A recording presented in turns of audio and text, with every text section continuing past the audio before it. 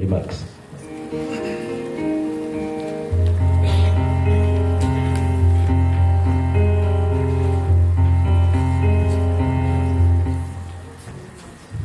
Good morning. Habari zenu. Kuna baridi sana. So I want to welcome all of us for this very important event. I will not be doing the welcoming remarks. My work is only to invite our acting secretary, Dr. Lynette, to come and do the welcoming remarks. Karibu daktari.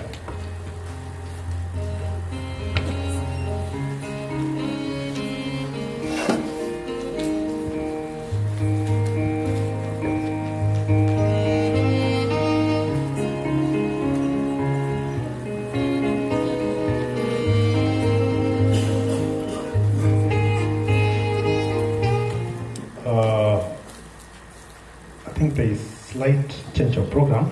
We can play some music as we are told the PS is almost coming, so that Madam can do the opening remarks when the PS is here. So George, maybe you can take over and continue with the program. Thank you, sir.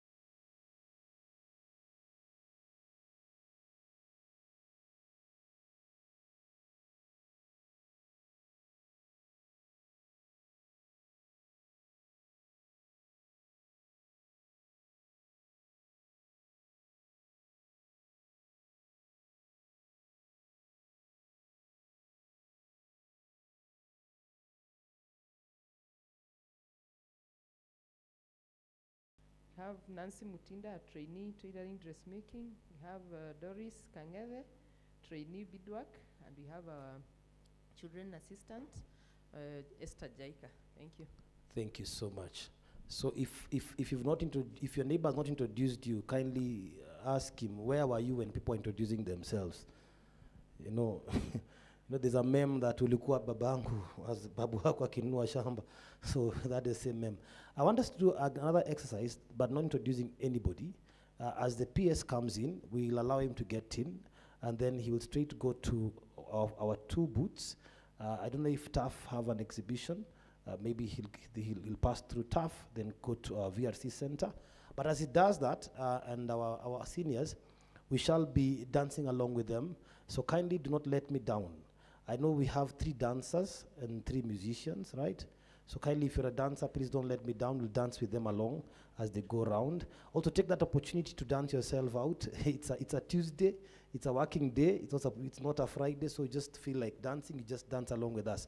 So if you're able to stand, we'll allow you to stand as you dance along with our DJ. So the moment we see the PS there, our DJ will put a very good music and we shall all dance. But meantime, DJ, put for us a music that we can all understand and dance our bodies as we sit down, as we wait for the PS. Thank you, Sophie, for assisting me in the round 1.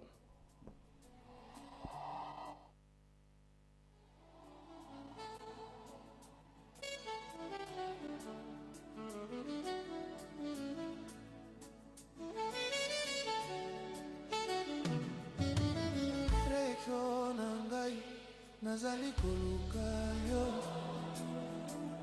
posilisa kimia motema tambala moko mbolingo esili kokoma libulu ya silence ozali na bomoi me motema na ngai ebungi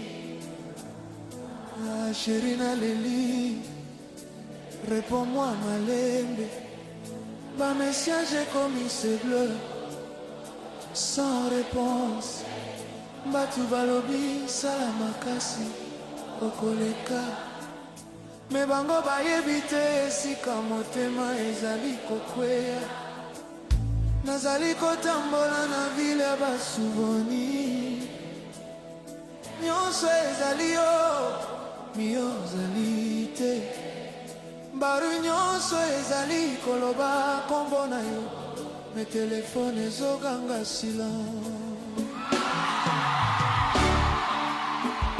nazali kolala te nazali kopema te po kombo na yo ezali kosala makelele na motema nazali koluka posa ya kimia me kimia eboyi ngai tango nyonso recho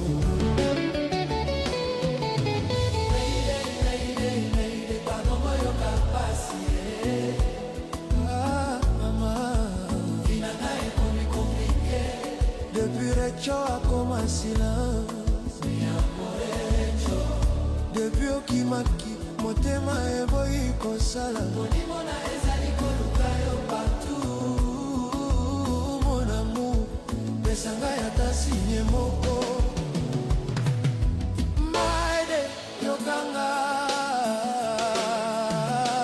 nakoma kovivre vi nanga ekache po bakestion ekomi trop bino mibale bokabwani ngai nakangi monoko po eloko mosusu ezoboma ngai na kati nakomi kolela sans larme po ata miso eboyi lisusu kolela bolingo nyonso esili na kati lokola vero ebukani malembe bolingo ekomi mosika na nga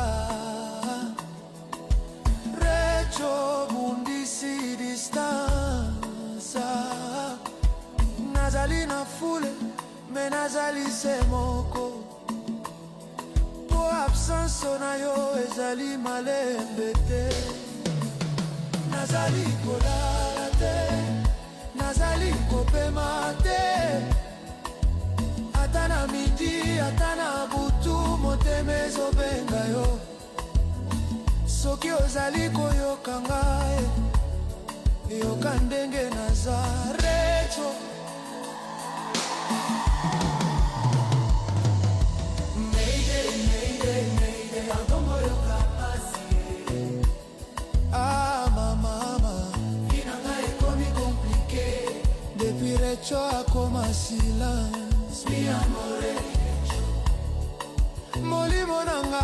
ezali kobima nzoto pokoluka yo mon amour pesa ngai ata sinye moko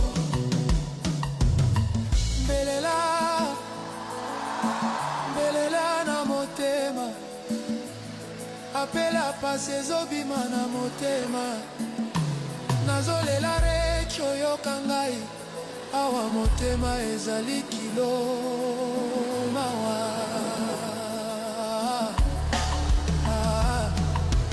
recho mawa mingi partout na kei bazotuna ngai oza encore na ye ngai nakangi kimia po solo esalemaka mpasi koloba bolingo oyo bateli ngai ezali wapi ngawa nazali koluka sans kotika ata soki nzela nyonso ekangami pour le temps nyonso okozala na motema ata soki mokili eboyi ngai kote nyonso bakolinga yo te ndenge ngai po bolingo na ngai ezali solo. As I said, don't let me down when we see the PS coming inside. So DJ, put us for the music as we usher in our PS as it comes to just view the two exhibitions. DJ, thank you so much. PS, karibu sana. Welcome this wonderful day. Taifa letu tukufu, Kenya tunayoipenda. PS, karibu sana. Tujivunia sana tukijiita wa Kenya, nchi yenye baraka. Kenya nchi yenye baraka. Tumekomboa Kenya, taifa letu tukufu. Tumebadili mwendo, tutalinda katiba mpya. Anayependa Kenya, taifa letu tukufu, Kenya tunayoipenda, Kenya nchi tunayoipenda. Tujivunia sana tukijiita wa Kenya, nchi yenye baraka. That's our PS Action Foundation exhibition. Tumekomboa Kenya, taifa letu tukufu, tumebadili mwendo, tutalinda katiba mpya. Anayependa Kenya ni yule mwenye kutenda haki kwa watu wote, mtu mwenye kutenda haki. Na ukipenda Kenya ujitengane na mambo yenye kuvunja amani. Hatutaki matata Kenya, wenye nchi. Kenya kipenzi chetu, hatutaiacha milele daima. Wenye nchi. Kenya kipenzi chetu, hatutaiacha milele daima. Kenya kipenzi chetu, nchi yenye upendo, hatutaacha Kenya daima na milele. Kenya kipenzi chetu, hatutaiacha milele daima. Wenye nchi. Kenya kipenzi chetu, hatutaiacha milele daima. Kenya kipenzi chetu, nchi yenye upendo, hatutaacha Kenya daima na milele. Kenya kipenzi chetu, hatutaiacha milele daima. Kenya kipenzi chetu, hatutaiacha milele daima. Na nikienda nje sitasahau Kenya, na nitabaki Mkenya daima na milele. Kenya kipenzi chetu, hatutaiacha milele daima. Kenya kipenzi chetu, hatutaiacha milele daima. Na tumeapa sote wenye nchi ya Kenya kutumikia Tutatumikia Kenya daima na milele. Kenya kipenzi chetu, hatutaiacha milele daima. Kenya kipenzi chetu, hatutaiacha milele daima. Sitaiacha Kenya nchi yangu, mimi ni mwenye Kenya daima. Umoja wetu Kenya tudumishe. Thank you so much. Thank you PS. Karibu sana tena. We are the next exhibition, our only VRC training center in Nairobi.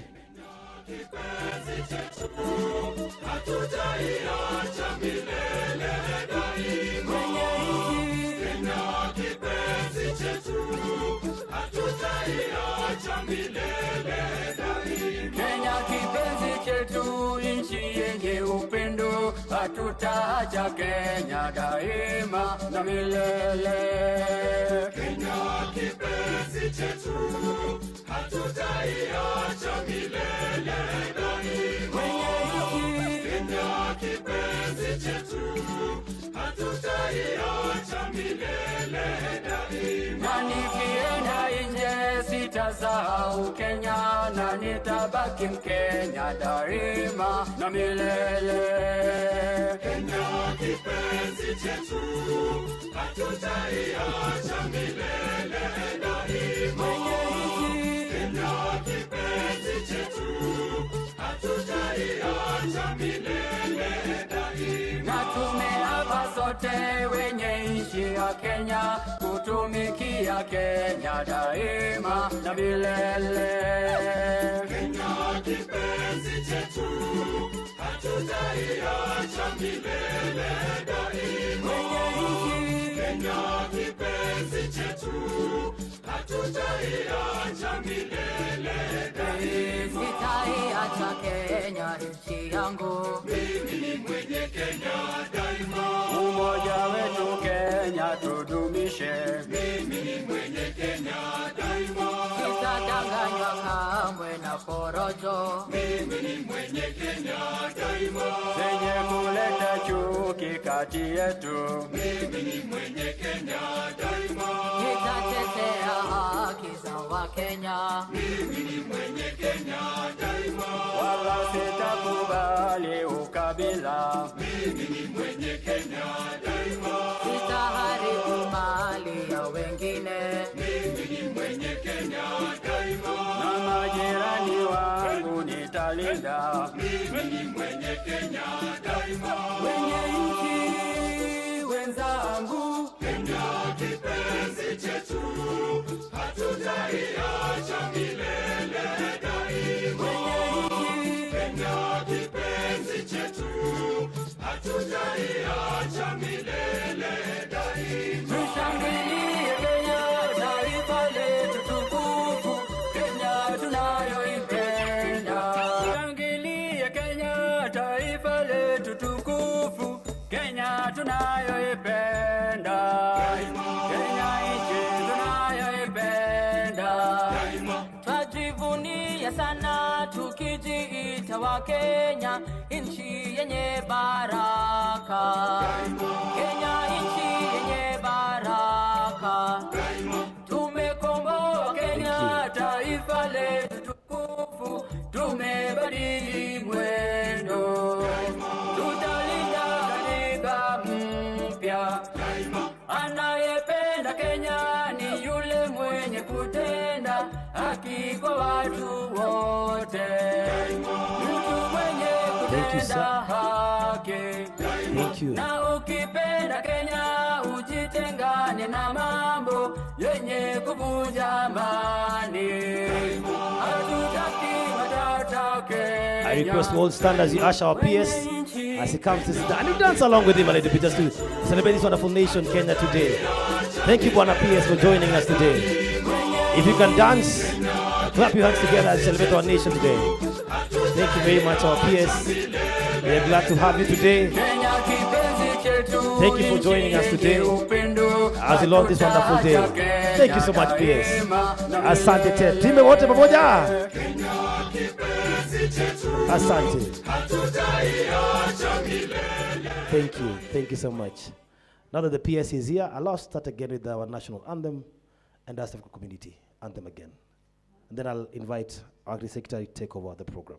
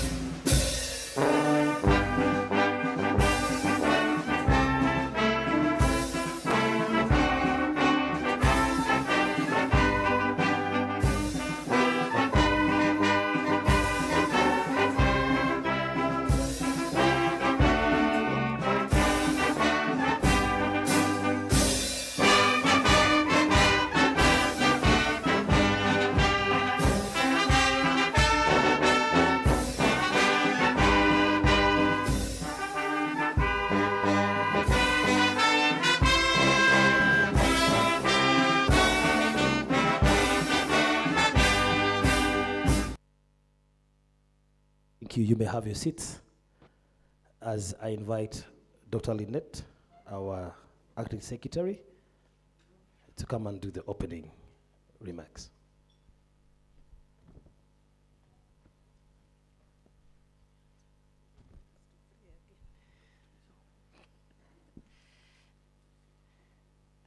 To our principal secretary, State Department for Social Protection, Mr. Joseph Motari, our representative from UNICEF, the executive director, representatives of our development partners, our chief executive officer from UDPK, Madam Sally Nduta, representatives from organizations of persons with disability, the executive director from Action Foundation, Madam Maria Omare, members of the disability sector, persons with a disability, staff from government agencies, our distinguished guests, ladies and gentlemen, good morning. Good morning. It's a cold morning, but it's a very bright day, a very beautiful day that we have all managed to congregate here. And we are very happy that our principal secretary has taken his time to join us. Let us welcome him with Karibu. Karibu sana, our principal secretary. Let me take this opportunity to welcome all of us to the launch of the community-based inclusive development framework, our training manual, and the booklet. We know that this has been a journey that has ensured that we've brought on board all organizations, all key stakeholders that are involved in the disability sector. Bwana PS, we have our development partners here. We have government agencies. We have organizations of persons with disability. We have technical experts in the space of disability. We have stakeholders, and we have staff from Ministry of Health. We have staff from Ministry of Education. We have staff from ICT, and we have staff from the State Department for Social Protection. The Directorate of Social Development is very proud today for this great milestone, and it has been a process in collaboration with the Action Foundation and the Christian Blind Mission, plus many other partners who have assisted us. We are very grateful for the support that we've gotten from each of us who are here today, and we really appreciate the support. We want to acknowledge each one of you. We may not call you by name, but we really appreciate the good work that you have done. Let us clap for all of us. All of us in this group. The clap is not enough. Let it be loud. Loud, loud, loud, loud. Asanteni sana, and may God bless you. So it's now my great honor and privilege to invite the Principal Secretary for State Department for Social Protection and Senior Citizen Affairs to deliver the keynote address and officially launch the 3 booklets. So as he comes, let's clap until he reaches here. Makofi. Makofi. Ni baridi sana. Makofi. Asante sana. Asanteni sana. Hapa Karen inakuwaga baridi, si ndio? Hapa inakuanga baridi. You are lucky it's not even cold today.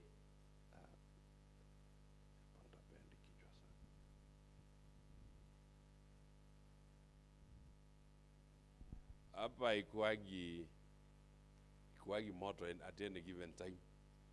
It is always cold because of the trees that are around here.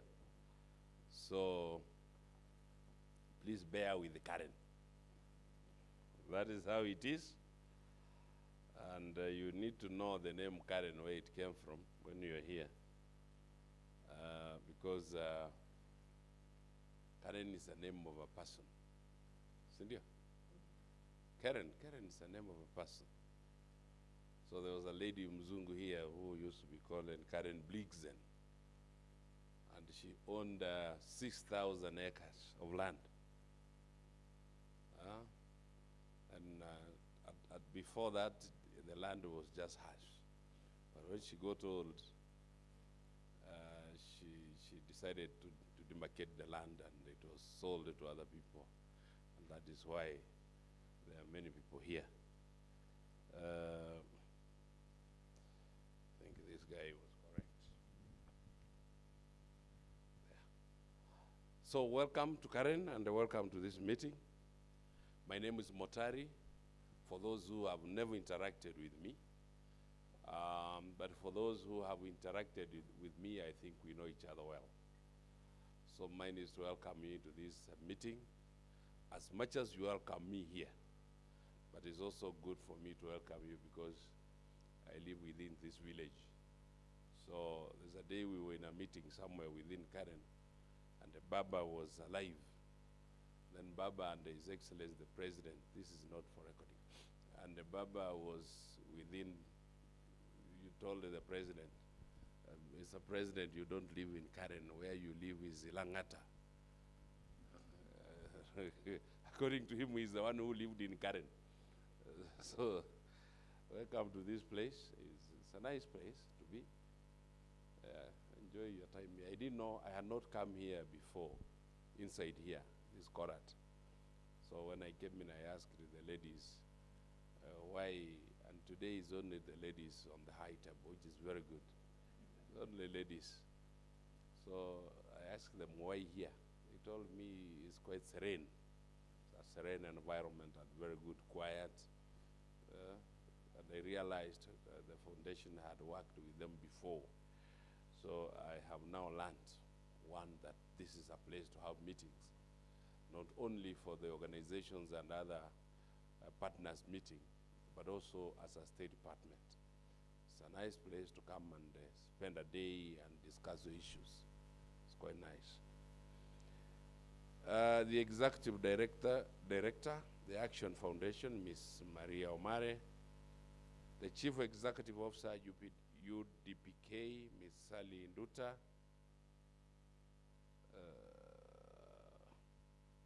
can somebody come? You at yangu, somebody quickly run here. Iko tabu ya mitandao hapa. It is typing there.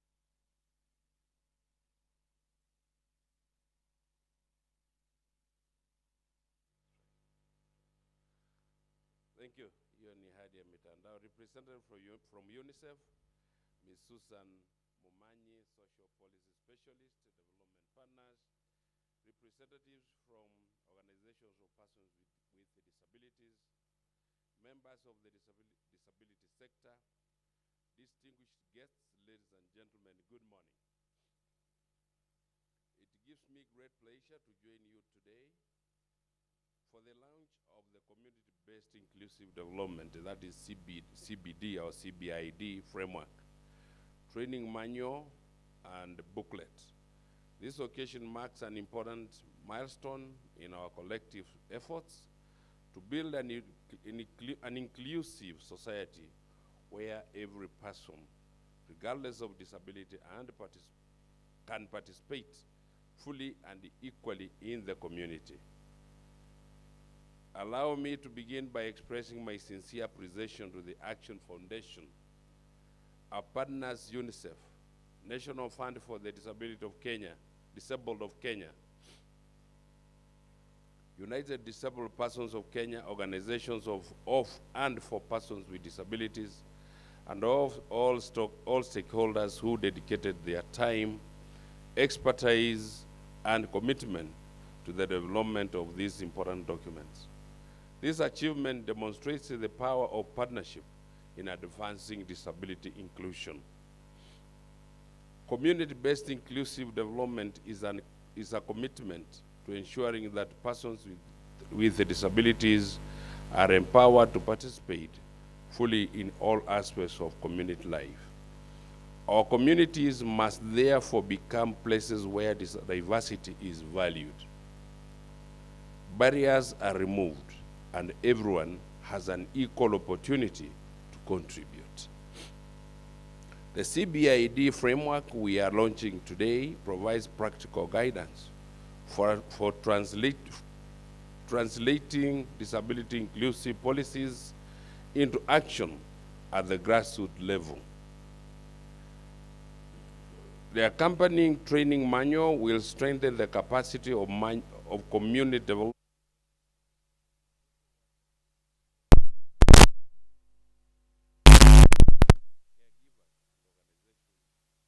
of persons with disability to effectively support persons with disabilities and their families. The booklet complements these efforts by providing accessible information that raises awareness on disability rights, inclusion, and available community support services. Ladies and gentlemen, the success of community-based inclusive development depends on the meaningful participation of persons with disabilities themselves. Nothing should be planned for persons with disabilities without their active involvement. Even you, whoever is not disabled here, if anything is planned without your knowledge, surely that is something planted on you. That is not yours, it's not part of you.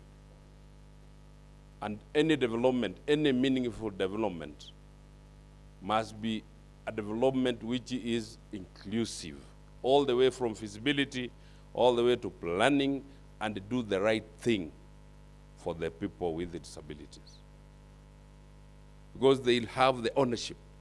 When you plan with them, when you implement with them, when you do a feasibility from the start of the whole project, it is good to bring on board persons with the disability such that they are able to understand and grasp and own whatever we are planning for them.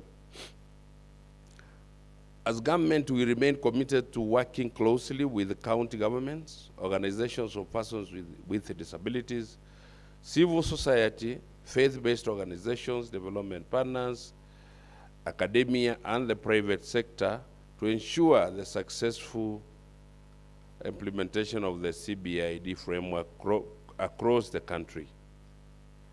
Today's launch is not the end of the process, it is the beginning of implementation. Let us work together to ensure that these documents become practical tools that transform lives. strengthen communities, and advance the rights and dignity of persons with disabilities throughout Kenya.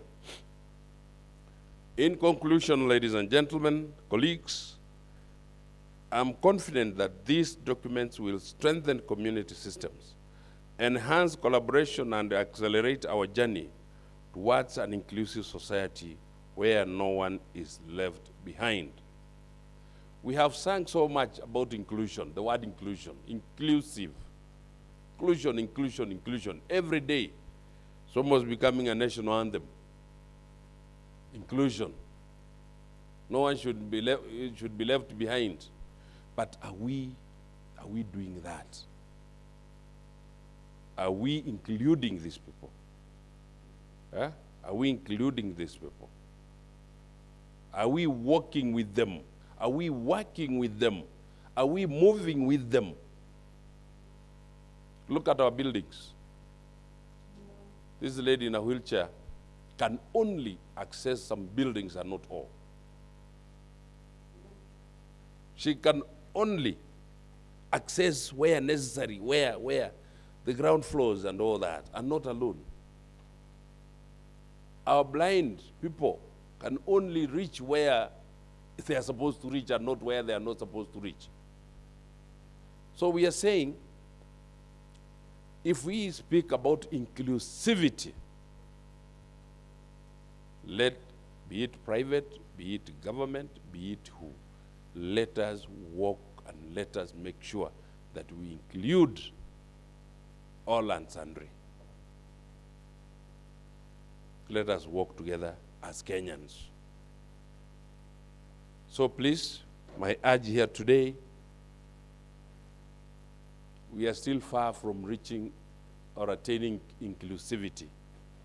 Let us work together and let us walk the talk that we say that no one should be left behind, that we have to include everybody. If I have to include you in my journey from here to town, we enter into one vehicle. Isn't it?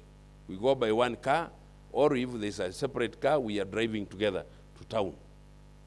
Then we arrive in town, then we'll have arrived all of us together. So we have a long way. I urge partners, I urge colleagues, I urge Kenyans to make sure that we try as much as possible to include our persons with a disability. When we are planning our businesses, when we are planning our houses, let us know at one time, the owner of that house, the owner of that vehicle, the owner of that building may be disabled one day, and not maybe, he will or she will. Because sometime, si atakuja azeeke, si ndio? As long as you want to get old, you'll be disabled because you'll have to use another leg, additional leg to walk. Si ndio? So we have quite a lot to do as a country on matters disability, and I really appreciate our Excellency the President, Dr. William Ruto, who is in the forefront in supporting persons with disability. He is always in the forefront. That is why immediately our act was ready for assent. He did it fast time. He did it quick time. He did not want to come. He didn't call us, come, what is this? Can you explain? No. Our Excellency the President just assented to the act. And we thank our Senator Asige for what she did for us. It is my great honor to officially launch the community-based inclusive development framework, training manual, and booklet. I thank you, and may God bless you all.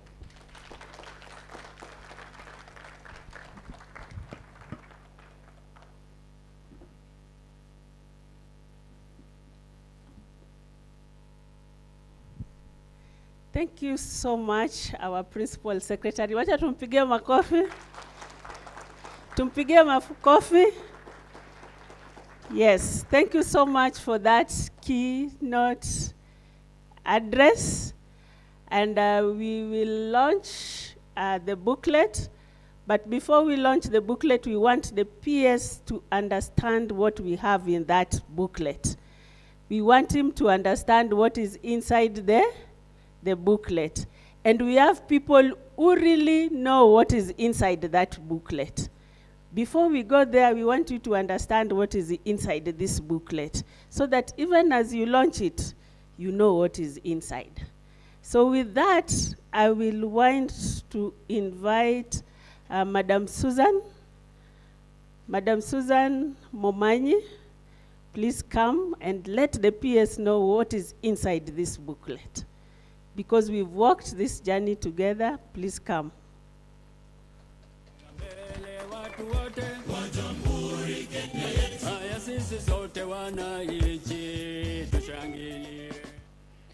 The Principal Secretary, State Department for Social Protection, Mr. Motari. The Executive Director, UDPK, Madam Sally. Representatives of organizations with disabilities. The Executive Director, the Action Foundation, Madam Maria Umare. Members of the disability sector, caregivers, distinguished guests, and ladies and gentlemen, good morning. It's a pleasure to join you today for the launch of the Kenya's Community-Based Inclusive Development Strategy. This is an important moment. Kenya is launching these documents at a time when global, regional, and national commitments to disability inclusion are stronger than ever. The CRPD, the SDGs, the Global Disability Summit commitments, the Amman Declaration, and the African Disability Protocol all point in the same direction. Inclusion must be made real in people's lives. Kenya also has strong national foundation, including the new disability legislation, the child care reform agenda, the disability policy, the care policy, and the county level initiatives. The launch of these documents, therefore, do not stand alone at this event. It's part of a broader national effort to translate rights and policies into practical support for children and adults with disabilities and their families. From UNICEF's perspective, the value of CBID is precisely that it starts where people live. It recognizes that inclusion is not achieved only through national policies or only through ad hoc services. It requires communities that are accessible and welcoming, families and caregivers that are supported, listened to, and heard. It requires health services and education that are services are inclusive, social protection systems that respond to real needs, and local actors that work together. The promise of CBID is to reconnect the strength and reach of government systems with the knowledge, proximity, energy of communities, OPDs, and families. It is not about creating parallel disability projects. It's about making the existing systems work better together, ensuring that persons with disabilities are visible, supported, and included in the planning. This is especially important for children and youth with disabilities. Too often, families are left to navigate fragmented systems alone. One process for registration, another for school support, another for health or rehabilitation, another for social protection. In multiple level CBID initiative, we have seen the integration and mobilization for power of the CBID. It is important to move to digitization and one-stop shop. Kenya has an opportunity to build more integrated pathways so that children and their caregivers can access support earlier, closer to home, across the sectors. UNICEF in this is critical and sits at the core of the new strategic plan supporting governments to build integrated support systems for children with disabilities and their families. And in this effort, UNICEF has set aside resources to support the government to ensure there is enough support from cradle to career. UNICEF is therefore proud to support the State Department for Social Protection and Senior Citizens together with its partners in this broader effort. This includes support to strengthen the care and support systems, advance integrated support pathways, and develop the information systems needed to digitize the needs assessment, disability registration, and service more effectively, including the NICO program. The launch of this document is therefore both a milestone and a beginning. The real measure of success will be whether they help children, youth, adults with disabilities, and ensure their participation, learn, work, and access services, and live with dignity in their communities like everyone else, most importantly, independent living. To implement these guidelines and the broader disability policy, a strong co-resourcing strategy will be needed, alongside increased domestic and international public investment. Mr. PS, I think it's the good opportunity now to reach out to the private sector to be able to resource the CBID. UNICEF is pleased to work with the State Department for Social Protection on the implementation of the Kenya Global Disability Summit commitments relating to financing, including implementation of the Amman-Berlin Declaration, and we've set aside resources to continue the support. We are proud to be part of this effort, and we work forward to continue working with the government, OPDs, civil society, partners, and the caregivers to make CBID a real enabler for disability inclusion. Thank you.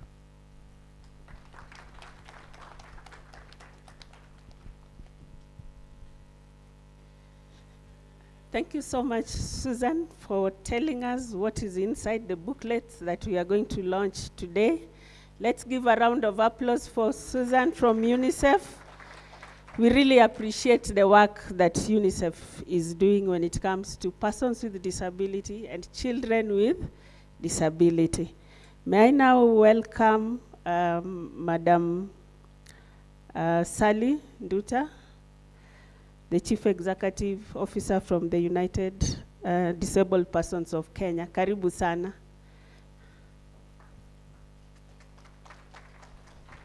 Thank you very much. Our chief guest, our principal secretary, Mr. Joseph Motari, who is the PS, State Department for Social Protection and Senior Citizen Affairs, Ministry of Labor and Social Protection. We are very happy that you've joined us today.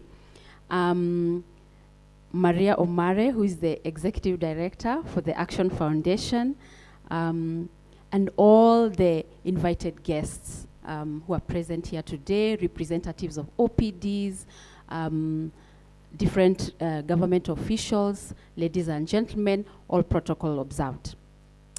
This morning, I'm very delighted to give a perspective from the organizations of persons with disabilities represented by United Disabled Persons of Kenya, which is the umbrella organization of OPDs.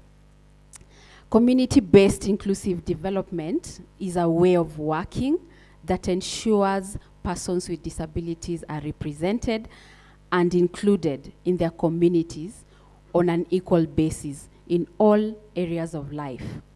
CBID is a key approach to realize the Convention on the Rights of Persons with Disabilities, which, as we all know, we are celebrating 20 years since its enactment. And NPS led the Kenya delegation this year, actually a couple of weeks ago, to celebrate what we have achieved as a country, what we are doing well, and areas where we need to continue working. So CBID is an essential contribution to an inclusive world in which all persons with disabilities enjoy their human rights and achieve their full potential. Today, we are launching Kenya's CBID manual, awareness booklet, and strategic framework, which will cover 2026 all the way to 2030. To implement these tools will require that we engage in collaborative and innovative partnerships with persons with disabilities and their organizations at the center of them. There's a very nice quote that someone said a time ago, that partnerships with OPDs will need to involve shared decision-making, recognizing OPDs are co-creators of CBID interventions. Working with organizations of persons with disabilities is the cornerstone of effective community-based inclusive development.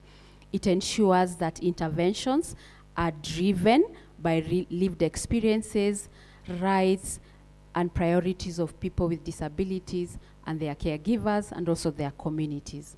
Meaningful partnerships with CBID, and CBID initiatives succeed through several targeted strategies, and the PS referred this in his speech. One, co-creating and leadership.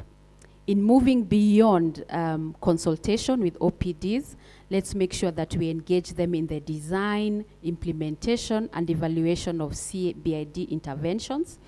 And we also ensure that we provide a central decision-making role to persons with disabilities, OPDs, their caregivers, and their communities. Capacity building is also key. We must support persons with disabilities and OPDs in CBID interventions.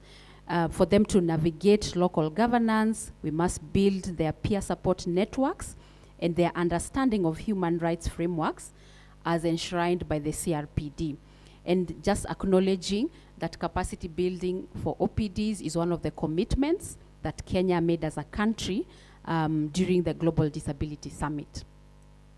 Thirdly, resource allocation and localization. We must recognize the expertise of persons with disabilities and their organizations, that is OPDs, by compensating them for their advisory work, training, and community assessments whenever we come up with CBID interventions. And we must ensure that nascent or local-based OPDs receive their fair share of resources and technical support.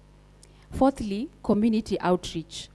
We know that OPDs are rooted in the communities. They know where persons with disabilities are. They understand context and issues.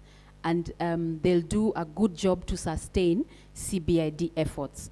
Therefore, I urge that in implementing these tools that we are launching today, that we must partner with OPDs to lead awareness raising activities because of their deep roots in the community.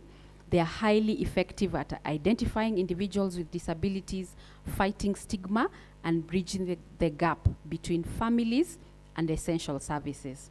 5, diverse representation.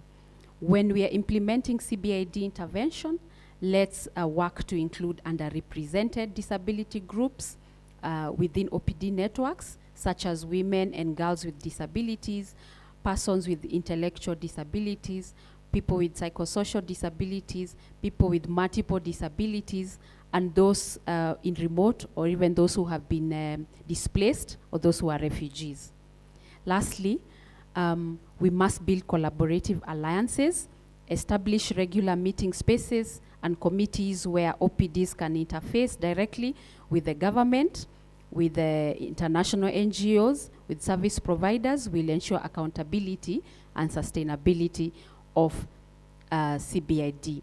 Lastly, I wish to congratulate the Ministry of Labor and Social Protection, all the government agencies who are involved in this process, the Action Foundation, CBM, and all those who have made these tools available and also made today a success. So this is a continued celebration, even as we walk towards implementing the CRPD.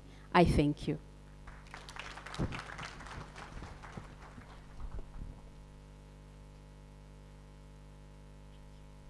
Thank you so much, Sally. Have you noticed something today? Have you? That the people who are coming here. Yes, thank you so much, Sally. Let me now invite Maria Omare to come and crown it all by telling us exactly what is there. Karibu.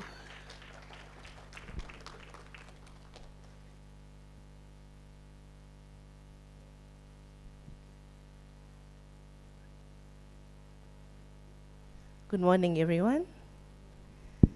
Honorable Principal Secretary, State Department of Social Protection and Senior Citizen Affairs, Joseph Motari, CBS, distinguished government officials, county representatives, our development and bilateral partners, leaders from OPDs and organizations for persons with disabilities, colleagues from civil society, I see so many of you here, members of the private sector, friends from academia, and members of press.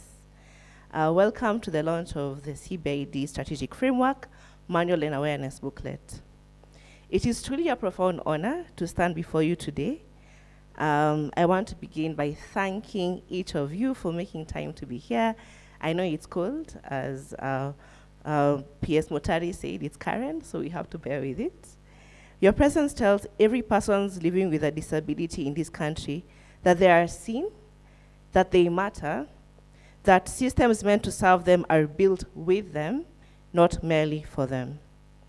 I want to begin with a story. They call me Mama Taf. Mama Taf means the Action Foundation. I'm a mama of so many children. Since our founding about 17 years ago, we've worked with more than 40,000 children and youth with disabilities. George is one of these children. His name is George Katiba. He was born in Kibra with delayed developmental milestones. His mother, Susan, who we fondly know as Mama George, was told his future was uncertain. But uncertainty did not define George's story. Opportunity did. Through early intervention, through therapy, through surgery, through school, and through consistent community support across every dimension of what we call today CBID, George is now a young man studying technology at Strathmore University. Can you give George a clap?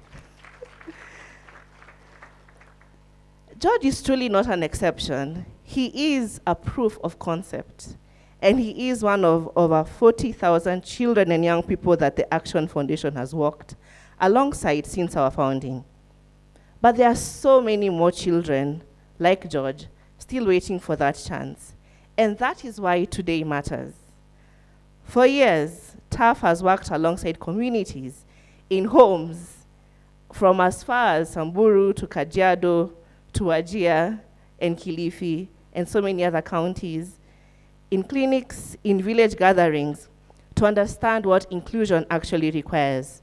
Not the inclusion that you write about in reports. I know you will like writing so many beautiful reports, but the inclusion that determines whether a child with a disability sits in a classroom or sits at home, whether a mother caring for a disabled family member can also earn a living, whether a young person with a disability can walk into a job interview and be judged on their skill, not their condition. When the Ministry of Labour and Social Protection established the CBID subcommittee of the Interagency Coordinating Advisory Committee, TAF was honored to be appointed its chair, which was actually a huge responsibility that we did not hold lightly. And from the very first meeting, we made a deliberate choice. This process would not be designed in a boardroom. It would be built with the people it is meant to serve. We convened so many consultations across counties. We sat with community health promoters and county officers. We listened to organizations of persons with disabilities like UDPTK, Deaf Empowerment Kenya, Kenya Association of the Intellectually Handicapped, Site for Relief, Black Albinism, and so many others whose lived realities and expertise have shaped every page of the documents we are launching today. We validated, we revised, we debated, we disagreed until we agreed.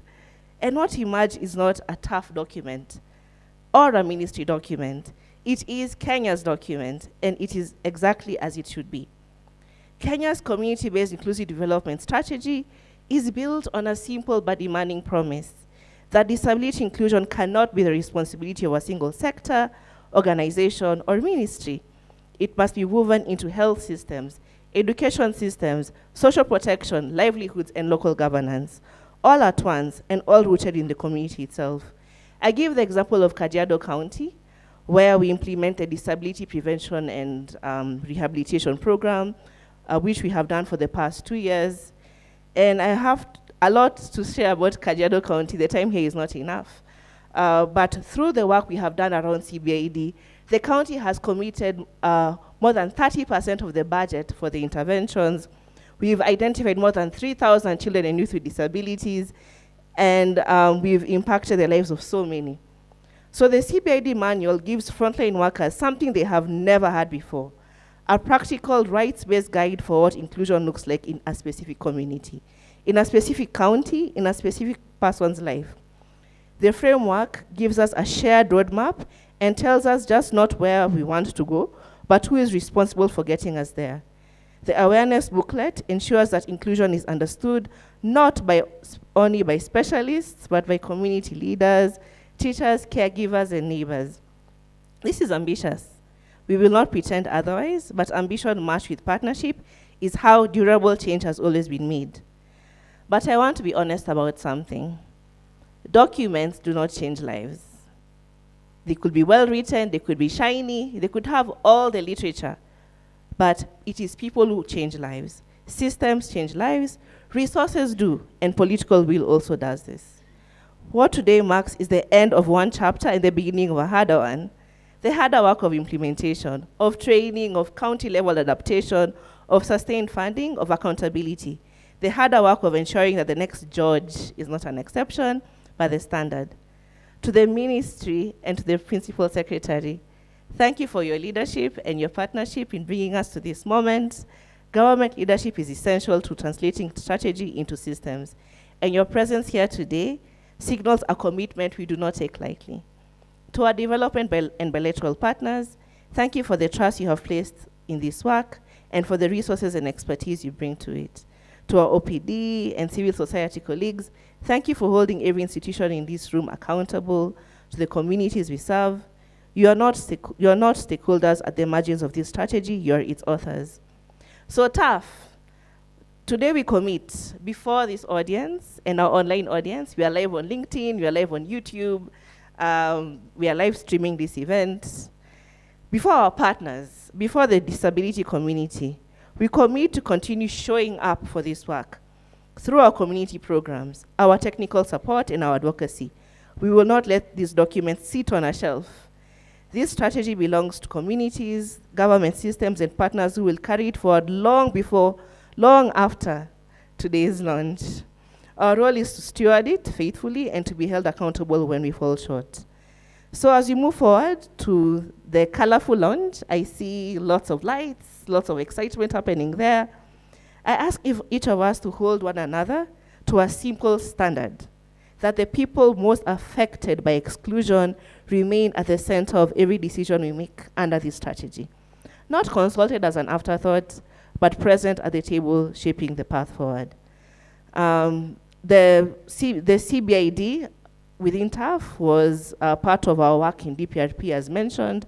We're also implementing a 7-county initiative called Disability Inclusive Early Childhood Development, where this falls under. I acknowledge financial support from our partners who couldn't make it today, from the Netherlands, that's Benjamin Foundation, and Stichting Perspective, hope I've pronounced that right, it's a Dutch word. UNICEF, CBM, National Council of Persons with Disabilities, Kenya Association for the Intellectually Handicapped, and all partners. Please allow me to have the TAF team just stand for 1 second. We acknowledge them for the efforts they've made so far. Please give my colleagues a round of applause. I know some people slept here last night. Thank you for the efforts. And the board member, we have a board member present. We are youthful, as you can tell. So that's Mr. James Chege. He's our board treasurer. Please give him a round of applause. Yes, so thank you everyone for standing with us. So we should fold up our sleeves and now let's get to work. Asanteni sana.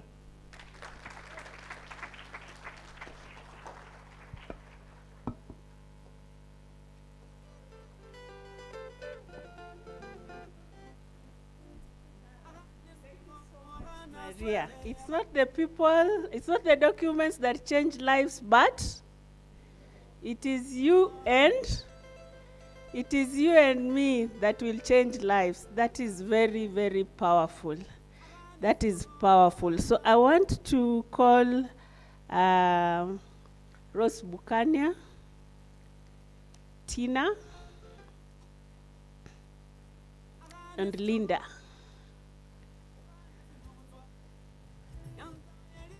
Today looks like it's a day for ladies. It is a day for ladies. Now, these three ladies know exactly what is in this booklet, word by word, letter by letter. They know everything, plus the people from the Department of Disability, please stand up. From the Department of Disability and Vocational Rehabilitative Services, please stand up. We want us to escort the PS to go and launch the document. And these three ladies will do it on your behalf. But let's do a round of applause for the good work that they've done. Yes, and for the Directorate of Social Development. So I want us to do it the lady style.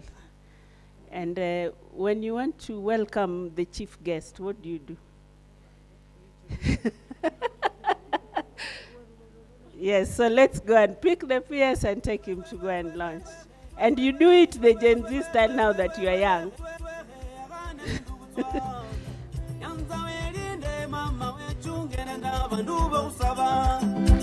Yanza welinde mama wechunge nenda vandu batama. Yanza uninde na njelele titi kalundo. Yanza uninde na njelele titi kalundo. Aida omwana inyanya, omwana mabele, omwana indumbu. Yanzo mudara mukata, mudara mupango, mudara mubwaba. Numisa mubezimu, munange mubebi. Numisa mubezimu, munange mubebi. Kanyilenda kuleka mitala, na mapalo kanyasinga. Kanyilenda kuleka mitala, na mateko kanyasinga. Numisa. Before the PS does the launch, we shall do a countdown of 5. Then we shall launch the book for us. Then we shall all celebrate as we launch. So the countdown begins now. 5, 4, 3, 2, 1, 0.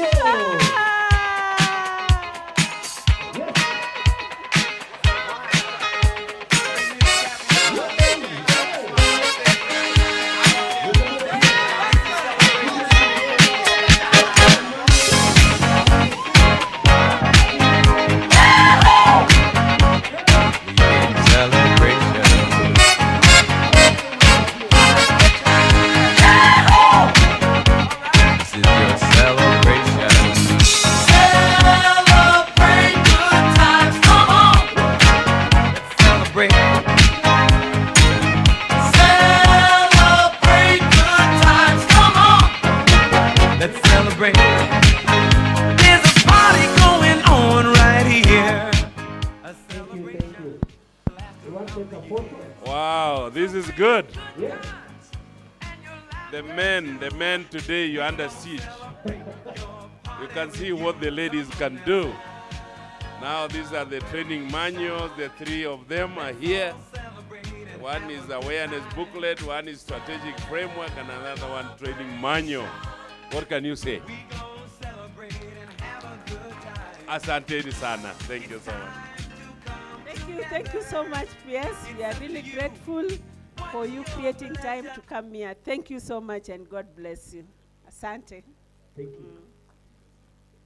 For a PS, we request a photo with you, with the training manual.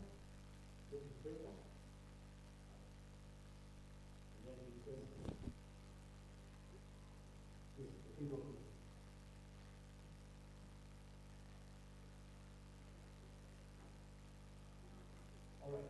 Okay. I'm being advised to get to the podium. I request everyone to just make sure to pick a book. Make sure you don't pick the same book. That you can take a photo of each book that has been picked.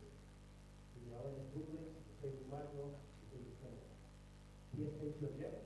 You can join the podium and take a photo. Yes.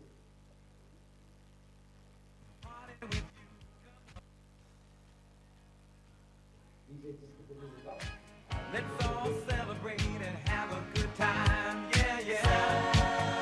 Celebration. We gon' celebrate and have a good time. It's time to come together. It's up to you. What's your pleasure? Everyone around the world, come on!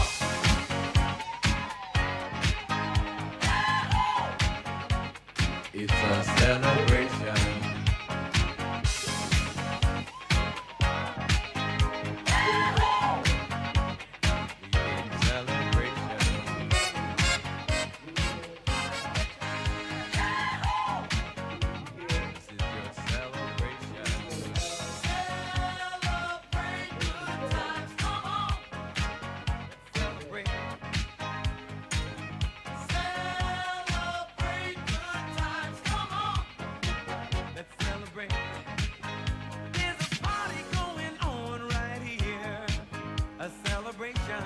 To last throughout the years. So bring your good times and your laughter too. We gon' celebrate your party with you. Come on now. Let's all celebrate and have a good time.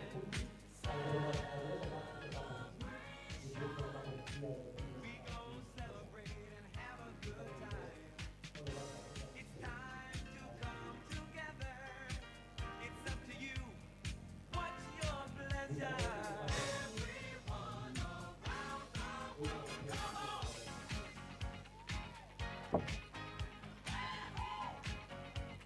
It's a celebration.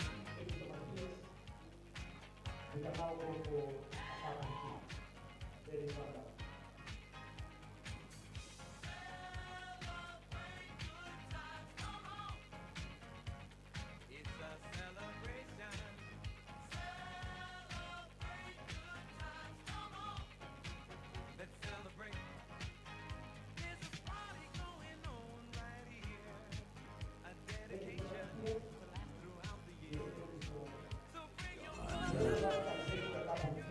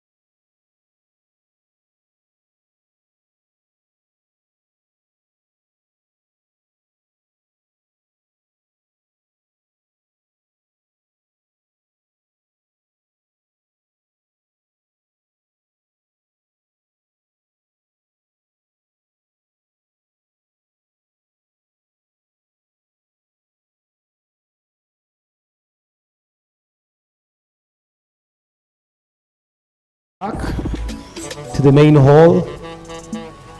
We request you come even with your cup of tea inside. We proceed on. I request my colleagues who are outside to assist me bring everyone inside.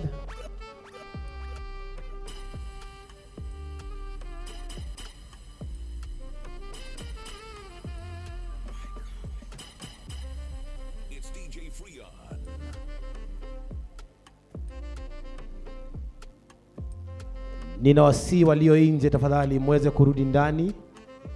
Kindly let's get back to the hall.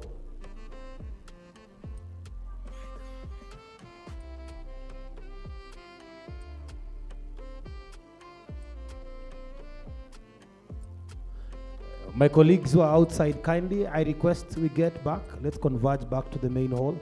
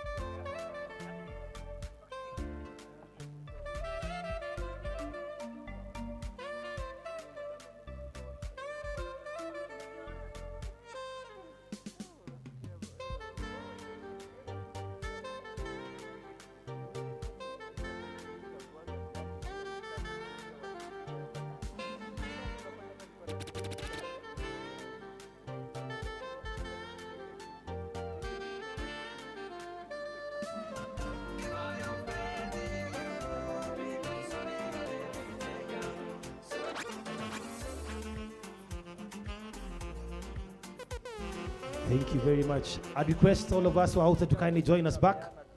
We continue with our program. Kama uko nje tafadhali tunaomba uingie ndani tuanze pamoja. As I'll be ushering in the next program.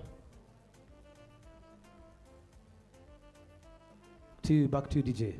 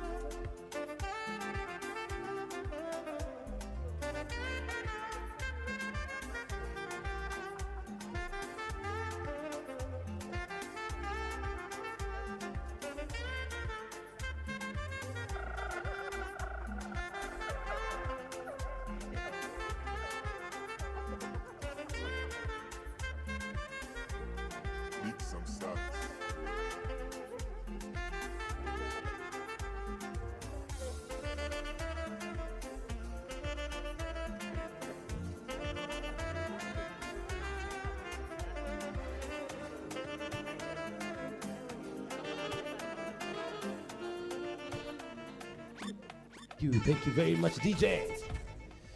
Thank you very much. I want to believe you're all having not just a good time, but the very best time as you're together here. We want to get to another session that is very, very key to us. I kindly request if your neighbor is not back, the neighbor that you had with in the morning, if he or she is not back, kindly ensure he's there.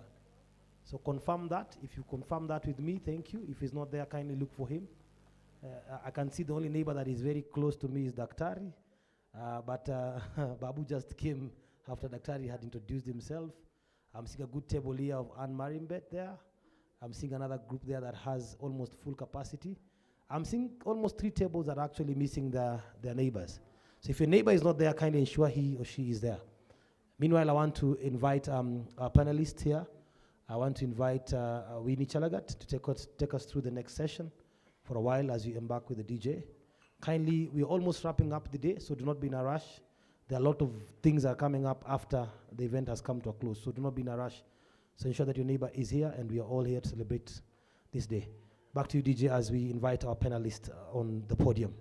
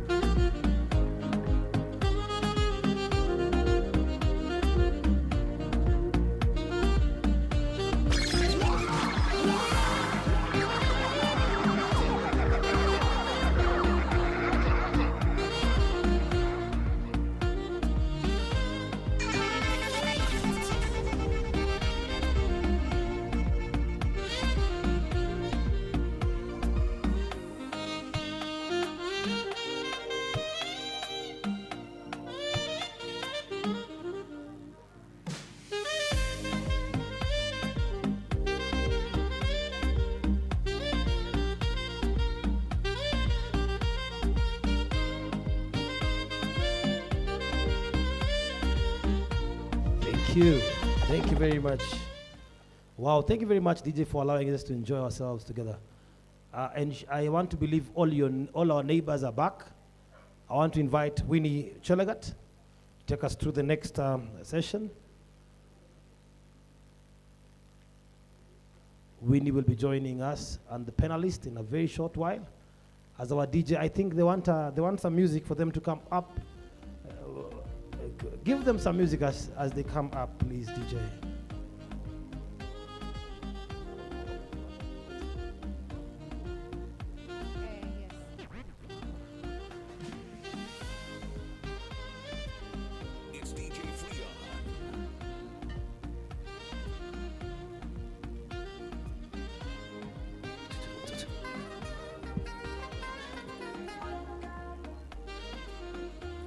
Hello, good morning. Good morning. Thank you, DJ. For the entertainment, I hope you have enjoyed your tea break, umeshiba. Allow me to also mix English and Kiswahili. Kiswahili kitukuzwe. So we are going into the next session. We have rearranged the program just a little bit. We are going into the panel session to really understand from the different stakeholders what these 3 documents mean, just to set the mood of us actually implementing these documents in our communities. So without further ado, I'd like to welcome my very distinguished panelists. And I will start with, please, when I say their names and introduce them, if you will, to wapigie makofi. I'll start with Ms. Susan Mumanyi, who is the Social Policy Specialist at UNICEF.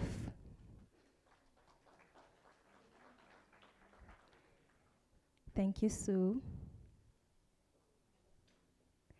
I have Mr. Stephen Ikonya, who's the Programs Director at the Action Foundation.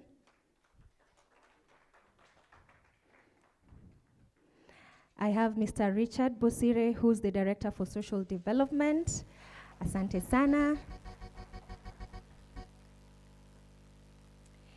And last but definitely not least is Ms. Alice Mundia from DTSK, that is Differently Talented Society of Kenya.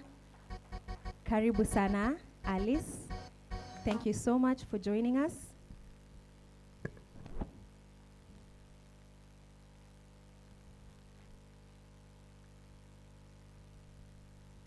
Thank you, thank you, thank you.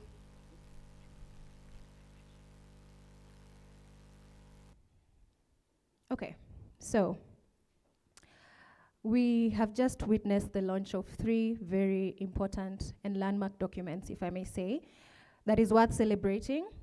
But as many of the other remarks by our guests have said, a framework is on paper, but a framework on paper is only as powerful as the people and the systems behind it. I'm actually paraphrasing Ms. Maria Omare, who's not in the room. This panel is here to help us understand the harder questions. What happens on Monday morning in a county office, in a health center, in a community, when someone picks up this manual and tries to use it? That is what we are here to discuss today. So I will start with my first question, the same question to every panelist, each panelist here. In 1 or 2 sentences, I'll start with you, Alice, from DTSK. In 1 or 2 sentences, what does disability exclusion look like on the ground in your context today? Not in policy terms, what does it actually look like? Thank you very much. Disability exclusion, and I'll give it from my lived experience, of course, as a caregiver and a mother to a young man with autism, and the chair of Differently Talented Society of Kenya. Disability exclusion from the ground means discrimination. And in most cases, we find that when caregivers try to access services at the community level, probably in terms of access to education services, access to healthcare, sometimes they will face stigma and discrimination. They will face stigma and discrimination also from community activities and initiatives. You know, we find children who are not able to participate in sports at community level, children who are not even able to participate in the religious services, because once they enter church, and especially for our young children with autism, and they have a bit of behavior issues and they walk to the front, then probably that is the last time the mother will attend church. So we find at the community level, there's a lot of exclusion happening. People don't want you to attend birthdays with your child because your child is going probably to pour something or interfere with a session or not follow a certain rule or order, you know. So a lot of exclusion happens, notwithstanding the fact that we have legislative framework banning and of course speaking to non-discrimination, ensuring that persons with disabilities at community level in all spheres of life are not discriminated. Notwithstanding, we still find a lot of exclusion happening at the community level. That's a really great base to start, Alice. Thank you for painting that picture. And I think I want to approach this in the sense of looking from community to policy. So, Mr. Ikonya from the Action Foundation, could you tell us, same question, what does exclusion look like, especially when you're working with the communities? Yeah.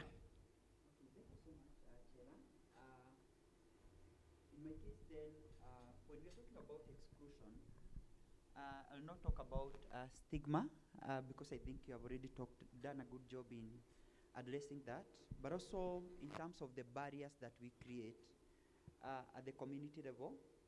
And these are the barriers that would prevent a child who has a disability from accessing healthcare, from accessing education, from being included, and that is what we are talking about, the social inclusion part of it. Or even beyond barriers, then it's also the labels that the communities have created, and due to the cultural practices or even the beliefs at the community level. And as a result of this, then a caregiver would have wanted to take a child to the hospital. That caregiver would rather hide that child in the room. And by the time they are bringing this child for possibly healthcare, it's possibly too late, because then the interventions that this child would have received when this child was young, then they may not be able to work as much. So for me, I'm looking at it in terms of the barriers that are there at the community level, whether cultural means that then if you have a child who has a disability, it means that there's something that you did. It means that then possibly the community believes that you came from a caste family. Or it means that there's a goat that you are supposed to give out, you never gave out the goat. So depending on the different communities and how they look at this, or even religious barriers, and in some instances we have heard from our communities, one of the caregivers told us that I was told that my child has a demon and this demon needs to be cast out. So it is in terms of the barriers that are there in the community, and these are the barriers that continues to create exclusion for the children, the youth, or the persons with disabilities. I'll go to Ms. Susan Momanyi from UNICEF. Susan, same question. What does disability exclusion look like on the ground in UNICEF context, especially since you're at a position where you work with so many organizations that work with people with for disabilities or organizations working in disability and inclusion? Thank you. Exclusion basically is living in a world that is not meant for you. We see so many children with disabilities who are not able to access health facilities because we have healthcare workers who are not well trained. For instance, sign language users do not have sign language interpreters at the health facilities. So they don't get a safe space where they are able to communicate. Within the communities, there is exclusion not just for persons with disabilities, but even for their caregivers, because of what Mr. Ikonya has mentioned on the barriers, on the cultural practices, where they are labeled, and that makes them very difficult. The other thing I would say is on engaging the children to learn early in terms of how do they interact with other children with disabilities. And it's not an effort made because most of the caregivers of children without disabilities discourage the children with disabilities to engage. You may notice as we're growing up as Kenyans, children don't know tribe. But then as they grow, they start knowing, oh, I belong to this tribe, I don't belong to this tribe, and that stereotype. So when children are young and we're able to give them that environment where they're able to play together, get the play materials, the sensory materials that they need within the communities, then they are able to engage. When we build capacities for the caregivers to know how to engage, to know how to include, that also helps a lot more to bring in inclusion.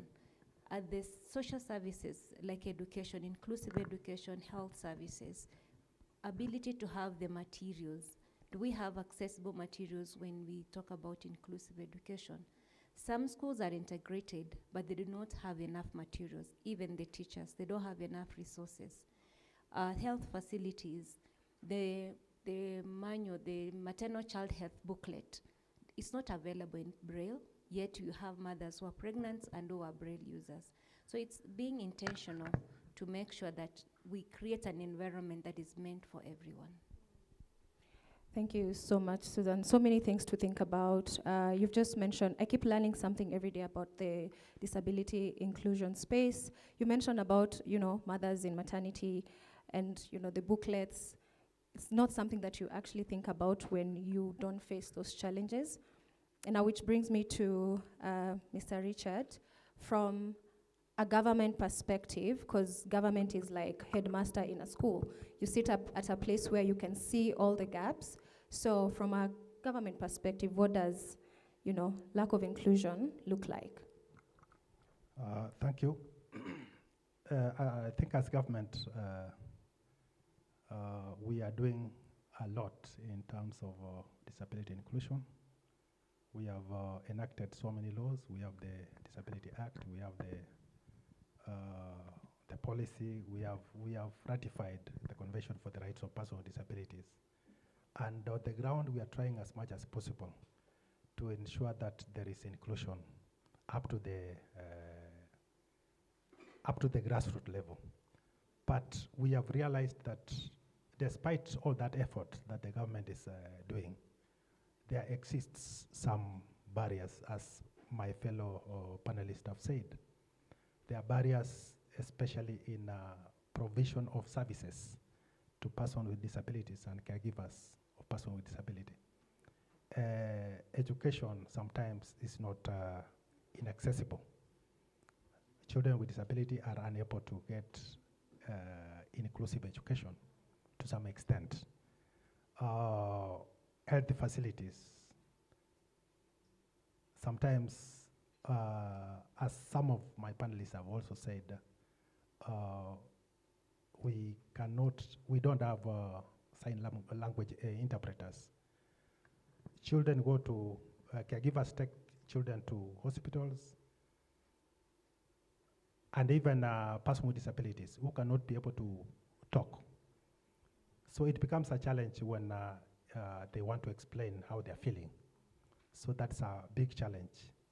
Even socially, social inclusion is a big challenge in the community. So we have some barriers in the community in terms of provision of services and even empowerment of persons with disabilities and even their caregivers. We don't have care and support system in the community. You find that caregiving is left for mothers and girls. The men have disappeared from caregiving. So even the caregivers don't have training. They have not undergone any training so that they can know how to take care of their children. So still, as government is carrying out its duties, we have realized that still we have, here and there we have challenges, we have barriers which need to be addressed through the CBID. Thank you. That's a really good introduction to my next question, which from what I'm hearing is that within the system, there are different gaps, which now brings me to CBID, and I'm going to direct this question to you, Mr. Ikonya. The Action Foundation chaired the subcommittee that built these documents. So Ikonya, you sat in those consultations, yes? Yes? Okay. What did communities actually tell you was broken? And what does this manual now give frontline workers what they did not have before? Thank you so much for that question. And building on that, I'll give a story. And it is a story of some of the teachers that we were training in one of the counties. And out of 150 teachers that we were training, only 5 of them had any knowledge on how to support a runner who has a disability in the classroom. And when we were having these discussions with the teachers, then we were asking them that then, because you have runners with disabilities in the classroom, how do you cater for their needs? And one of the teachers comes out and tells us that I have one learner, and after this is after the training, and she tells us that I have this one learner in my classroom, and I am realizing that maybe the learner has an issue, and we ask her why. And she tells us it is because every time I shout, that is when this learner responds to me.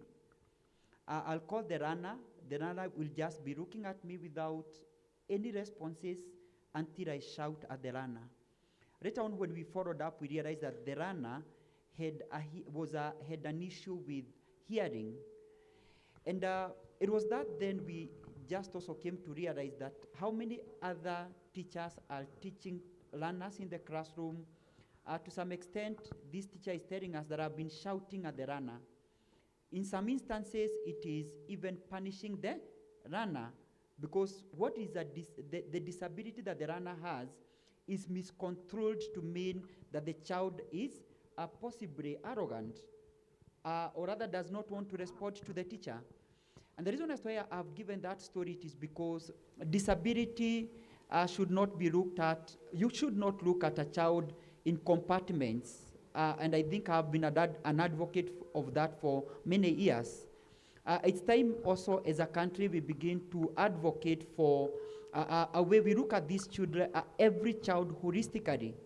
Holistically means that then when you're looking at a child who has a disability, one, you have to think of this child will require health care. This child will require education. This child will require nutrition. And what I've been advocating for is that one, that will not happen if one, our systems are broken, or rather they are looking at this child in silos, where health will come in and look at this child in terms of rehab. But again, no one comes in to think of this child will also require assessment for them to go to school. And majority of the caregivers, some of them seated here with us, will tell you that majority of them, they are tired of looking for schools for their kids. Because every time they go to a visit in the office of a head teacher, the head teacher will tell the mother that my teachers are not trained to handle your learner. But again, who is supposed to teach them? And that is the question that I want us to think through.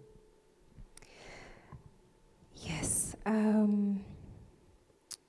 Alice, my question to you, piggybacking on what Mr. Ikonya has said, and maybe we should just take a moment to really think about it and the kind of world, or rather the kind of Kenya we want for our children and youth with disabilities, our people with disabilities. And what I'm getting is this fragmented support from all this other, from health, education, and yet there needs to be a very well coordinated support in the system so that they can be able to access all the opportunities as they rightly deserve. Alice, DTSK has worked extensively on awareness raising, empowerment, and advocacy for autistic persons and their families across Kenya. Based on implementation experience, which of the 5 CBD pillars, that is health, education, livelihood, social inclusion, empowerment, is hardest to operationalize at the community level for persons with autism and by extension for persons with disabilities? And what does the evidence tell us actually works? Thank you very much. I think that's a very, very, very broad question, but a very, very good question for each and every one of us to ask ourselves. I would say that social inclusion and, of course, inclusive livelihoods is one of the hardest bits because it's not structured or organized. But then when we reflect back, and I know my colleague from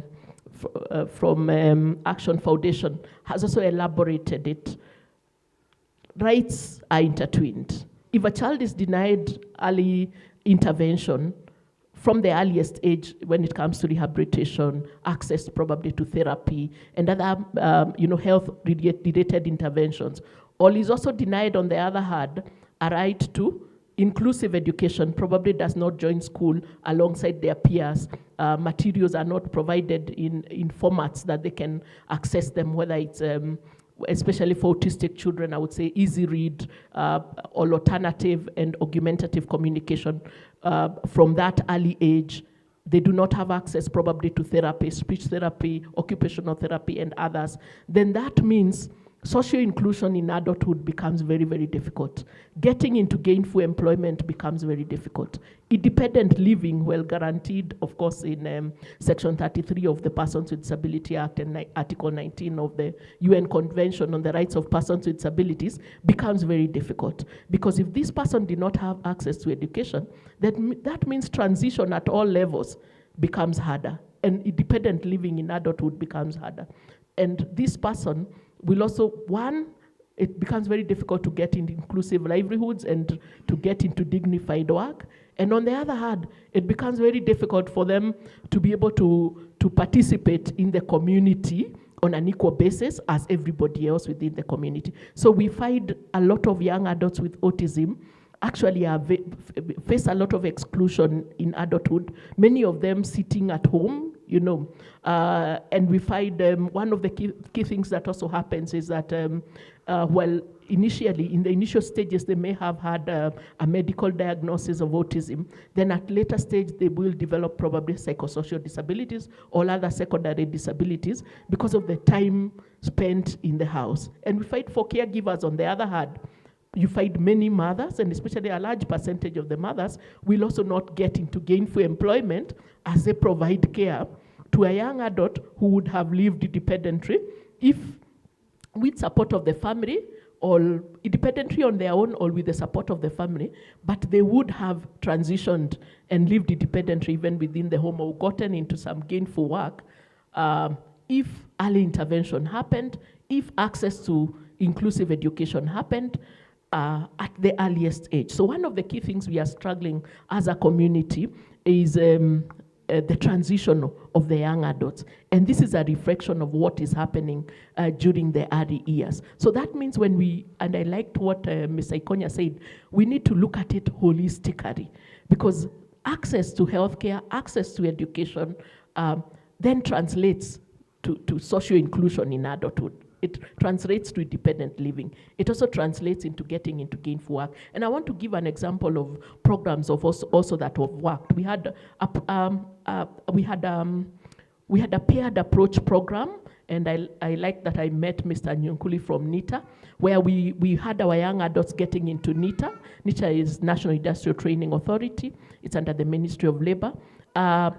Getting into training in a paired approach, where you bring in either a sibling, somebody from the family identified by the family, to train alongside a young adult into a competent area, an area of skills and training within their area of interest. It always has to be within their area of interest, to train alongside them so that they can become equal partners and get into work. Having a young man train alongside a sibling, a cousin, a brother, probably in plumbing, then that means they will be going for gigs together. If they're doing DJing, if they're doing whatever it is, but then the family, you need to bring in the family on board and ensure you assess transition readiness. What is their areas of interest? And we get them out of the home. But then, as we have said also, it was a very good program in NITA. And we found some of the young adults have also been able now to get into gainful work, including one of our young adults now working for Light for the World, notwithstanding. And the mother working as a care assistant alongside him. So we find it needs to start from the early years, but then there are also programs that we can design, either targeted programs or even programs that are mainstreamed within programs for persons with disabilities to ensure that we do not leave, of course, a certain section of persons with autism, within intellectual disabilities, with psychosocial disabilities behind. Thank you. Thank you so much, Alice. So, ladies and gentlemen, the next phase of this program is just a presentation to really understand the 3 documents in CBID. But so I don't want us to preempt, but just riding on what you've said and some of the conversations I've had today, I had from cradle to career, I think that was Sue who said that, And with the Action Foundation, we have the life cycle. So all our programs are anchored on that. So everything is interconnected. Yes. All the 5 pillars are interconnected. Sue, Kenya is not the first country to launch a CBID framework. From UNICEF's regional lens, where does Kenya stand? And frankly, what will it take for development partners to move from endorsing documents to genuinely resourcing them? Thank you, Winnie. It's very difficult to keep a straight and formal face when I've seen caregivers with children. So I just want you to let me go and interact with the children. Absolutely. I think Kenya has made very good progress, not just launching the CBID documents, but also within the legal frameworks, including the CRPD, the SDGs, the Amman-Berlin Declaration that is tracking the official development assistance funds. So there's quite a lot that has been put in, and through a participatory approach that we worked very closely with CAI to bring in the voices of the caregivers on what they need. And there has been quite a lot of asks that it will be very difficult to move and start comparing the global arena.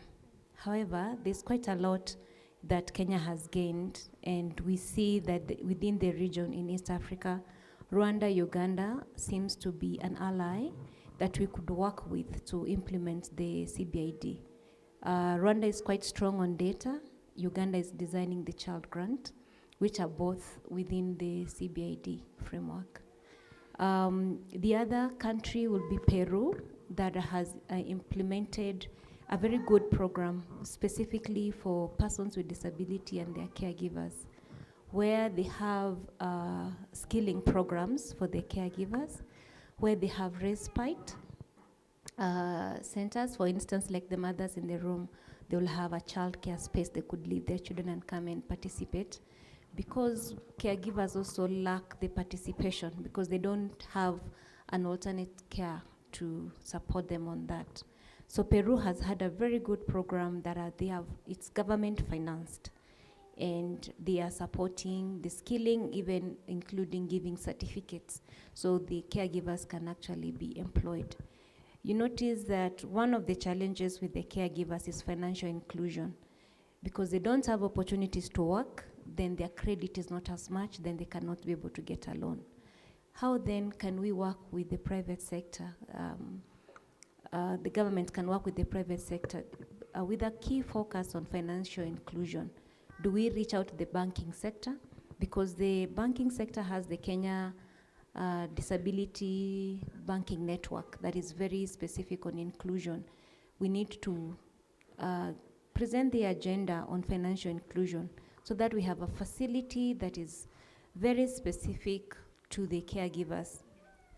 The other thing that we could do, as the government has had all these documents, there's one urgent thing: having the right holders to demand for services.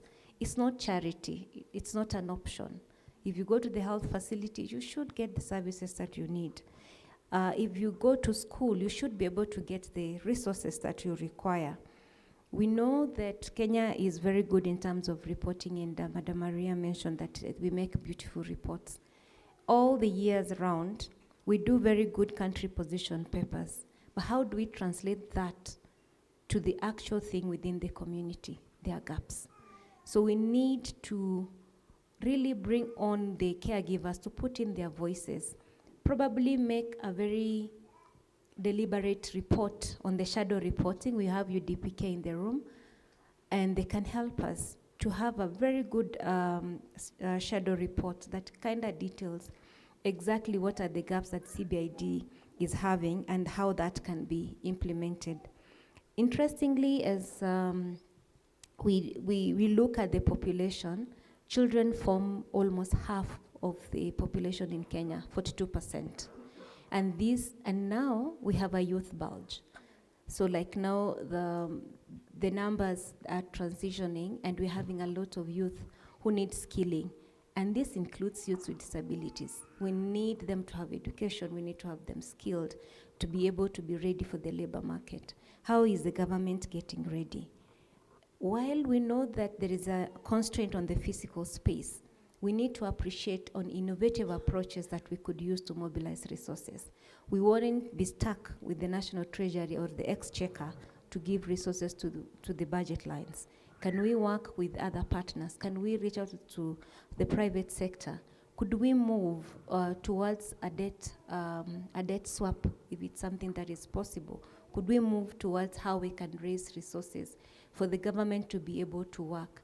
For instance, Madagascar, they work very closely with the government, and much of the resources or the tax that is from the private sector, all is channeled to child grant.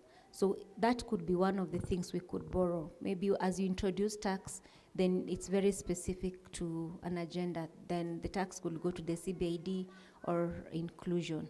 So those are the key things that the government maybe could look out and also strengthen their PPPs, the private-public sector partnership. That's very important and can cover a lot of fiscal space.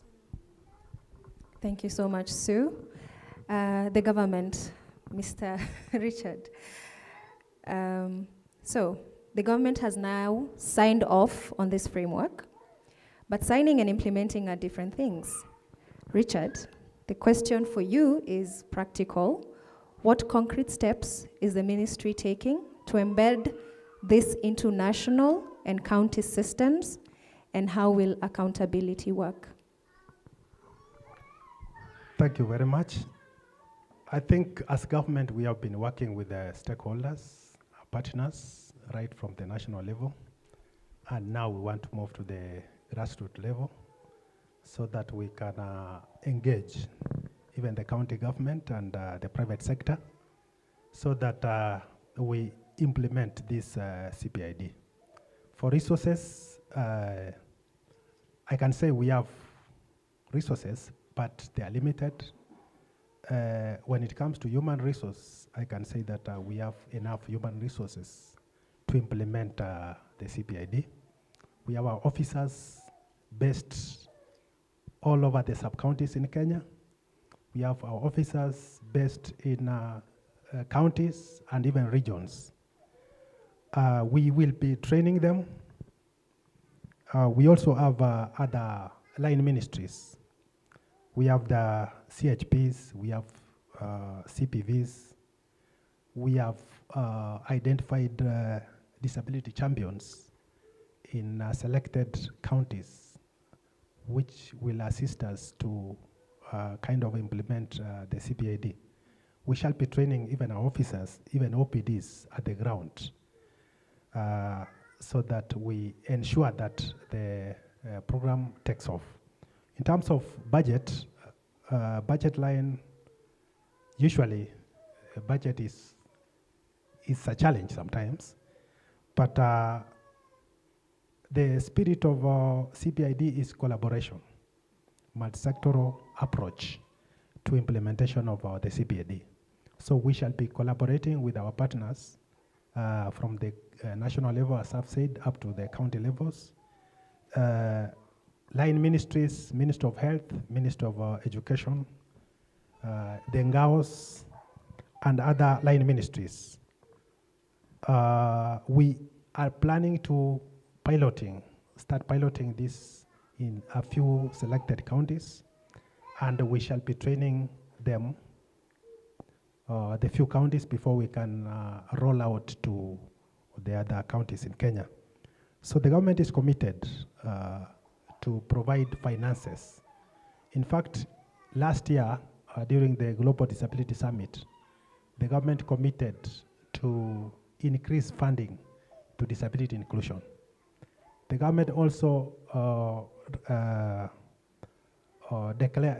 ratified, during the Global Disability Summit, we committed that 15%, I think Susan talked about it, the Amman Berlin Declaration, 15% of development cooperation should be going to disability inclusion. So we shall be working with our line ministries and even the private sector to ensure that the finances are available for us to implement the CBID. In terms of political will, we have the political will. You see what Kenya is doing. Kenya is, in terms of disability inclusion, we are really doing a lot. Last time I was saying during when we had a forum, I said that in Kenya here, you might see that we are not doing much in terms of disability inclusion. But if you go out of Kenya and when we meet in conferences, when we met in New York during the Convention for the Rights of Persons with Disability, last year when we went to Berlin during the Global Disability Summit, Kenya is known wide, so wide in terms of disability inclusion. So there's much that we are doing, as much as we have not covered everything, but there's a lot that we are doing. So the political will, we are willing, because as we said, we have legislations, policy and legislations, which Kenya has committed to disability inclusion. And in terms of coordination, we have structures right from the national level. We have the Interagency Coordinating and Advisory Committee.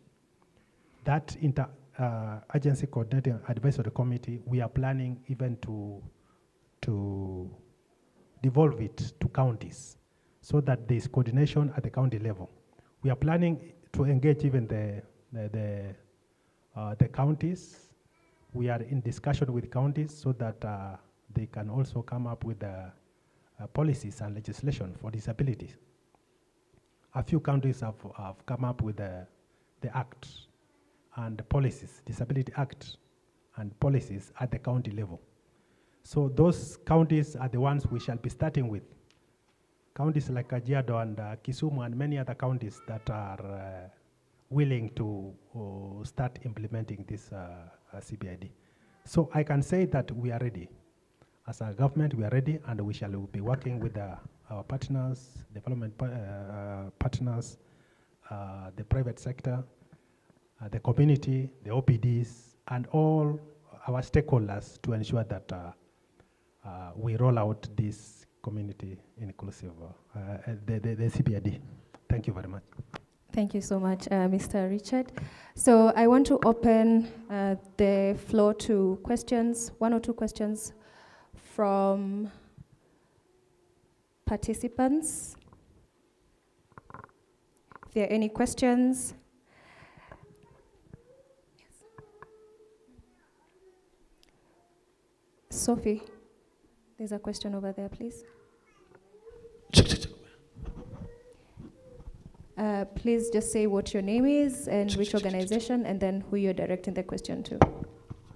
Okay, thank you, and thank you to the panelists. Very insightful. My name is Christina Julu. I'm the Deputy Executive Director at the Open Institute. I have 2 questions. Number 1 is to Mr. Bosire. I like the point you mentioned about women being the heaviest or carrying the heavy burden of caregiving. And I want to take it back to the launch of a document by the Kenya National Bureau of Statistics that was looking at the cost of caregiving and unpaid work. Okay, that's not the title, but that's what it talked about. And my question is, having noticed this, what kind of support, and not legislative, has the government put in place to support caregivers, especially mothers, and borrowing on what, I've forgotten her name, but from DTSK. Alice, yes, mentioned about women having to stop their life, quote unquote, to take care of adult children. My second question is to Alice. And sorry, this could be ignorant because I have not looked at the CBID. But as a caregiver, how is the CBID going to make your work easier? how is this coming to help you with your caregiving work? And number two, what are the strategic collaboration points from your perspective to the various partners in this room today? Thank you. Yes, you've asked about what the government is doing in terms of caregiving. Recently, we were having a forum yesterday, Patwana, 3 days forum from Tuesday up to Friday on costed policy scenarios and the implementation of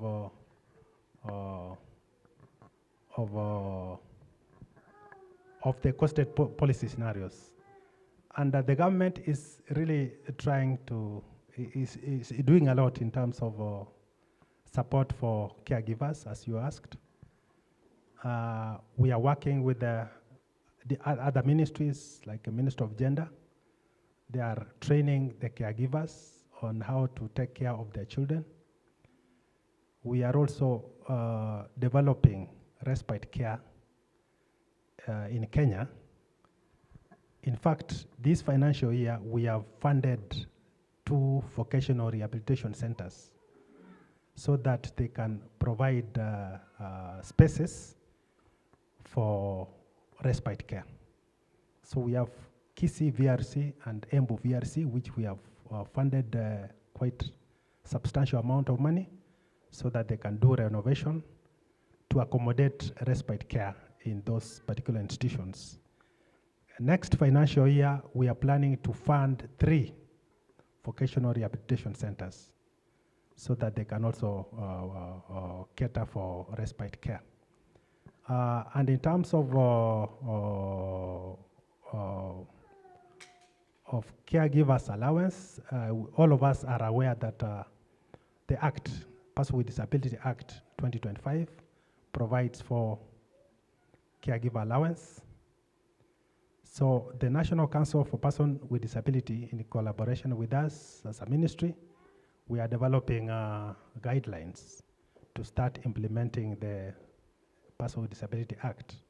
So very soon, we shall be having caregivers getting relief in terms of the cash transfer to the caregivers. And many other interventions, which I may not be able to explain for now, but there are many interventions that are taking place to ensure that caregivers also are taken care of. Thank you. So thank you very much. I liked your question a lot. You asked me as a caregiver, what does CBID mean to me? And for the first time, there's actually a document that is going to guide us on community-based inclusive development.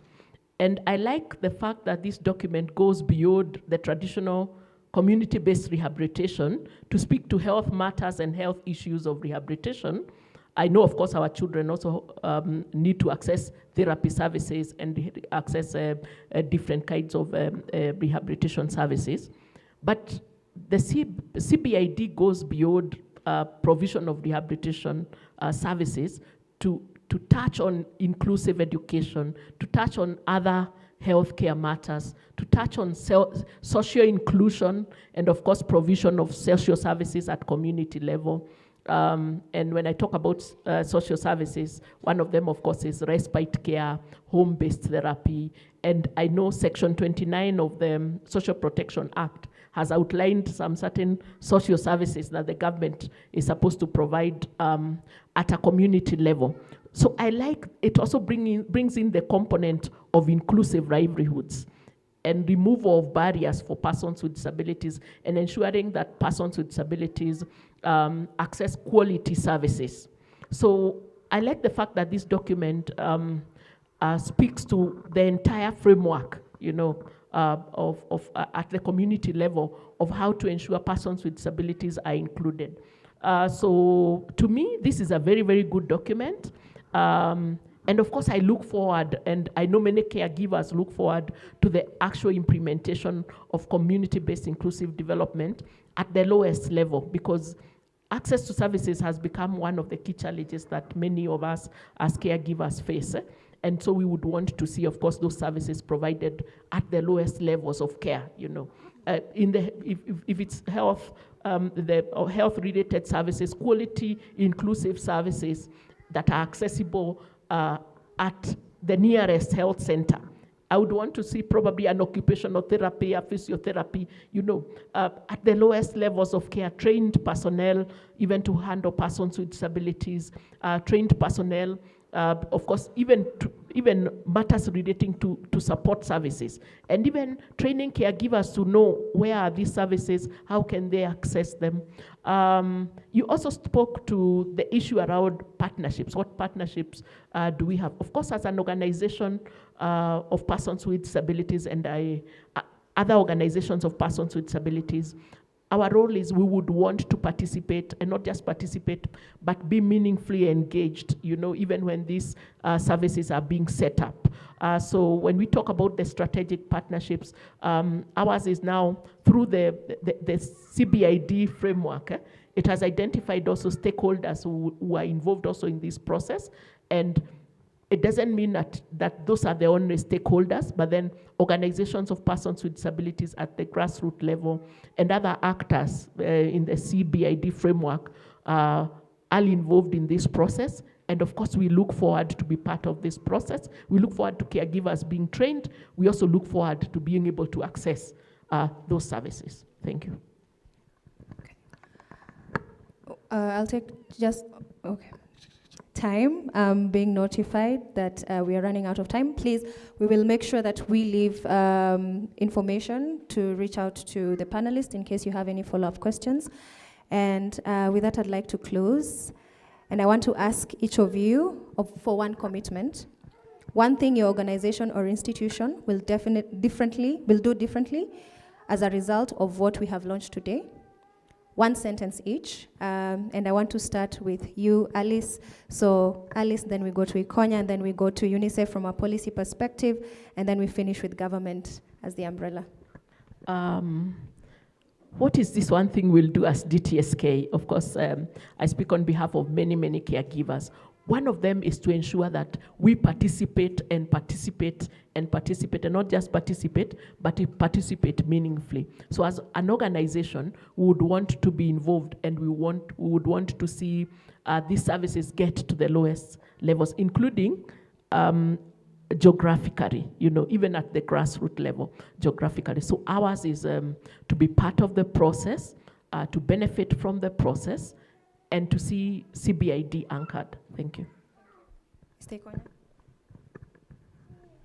For us, I think looking at the caregivers who are seated here with us and their kids, I think it's to make sure that we center their voices, their needs, and ensure that the system is unbroken to make sure that they are supported fully, whether in terms of medication, therapy services, access to schools.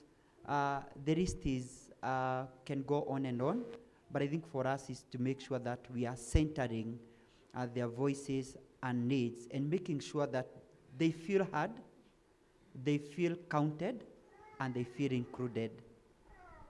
So, thank you. I think I'll look at it in two parts. One is continue working with the communities and the partners.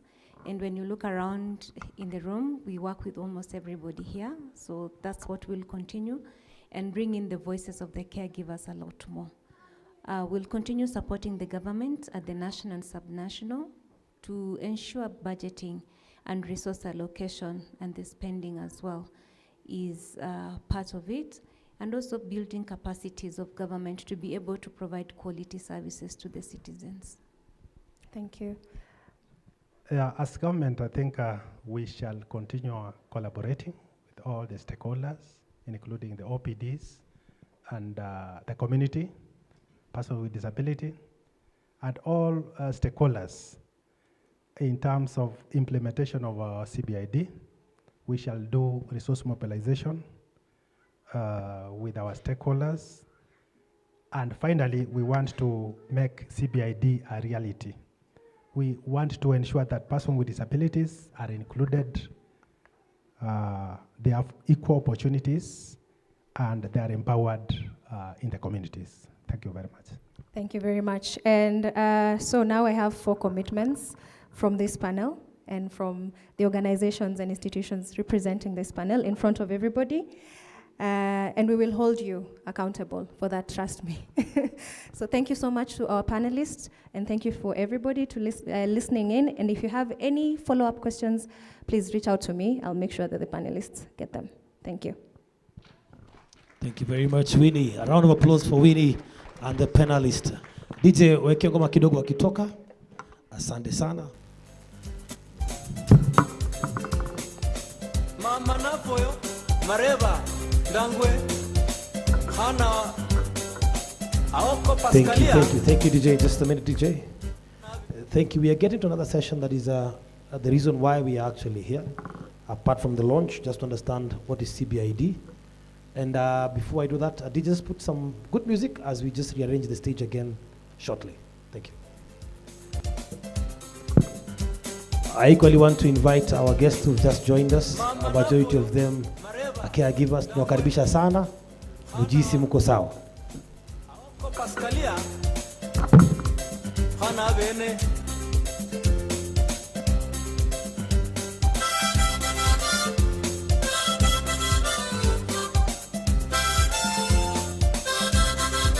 Nyimba mama,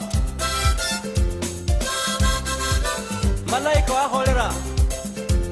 Mama mulaya kira baba, mama mulaya, mama mulaya kira baba, mama mulaya, mama mulaya kira baba, mama mulaya, mama mulaya kira baba, mama mulaya, mama mulaya kira baba, mama mulaya kira baba, mama mulaya kira baba. Baba mulai na, Baba mulai akira mama. Baba mulai, Baba mulai akira mama. Baba mulai, Baba mulai akira mama. Baba mulai, Baba mulai akira mama. Umwana mudoro, mama mulai akira baba. Mama mulai, mama mulai akira mama. Mwana mudoro, mama mulaya kira baba. Mama mulai, mama mulaya kira baba. Niyono bununa, mama Okay, mulaya. thank you very much, DJ. So far?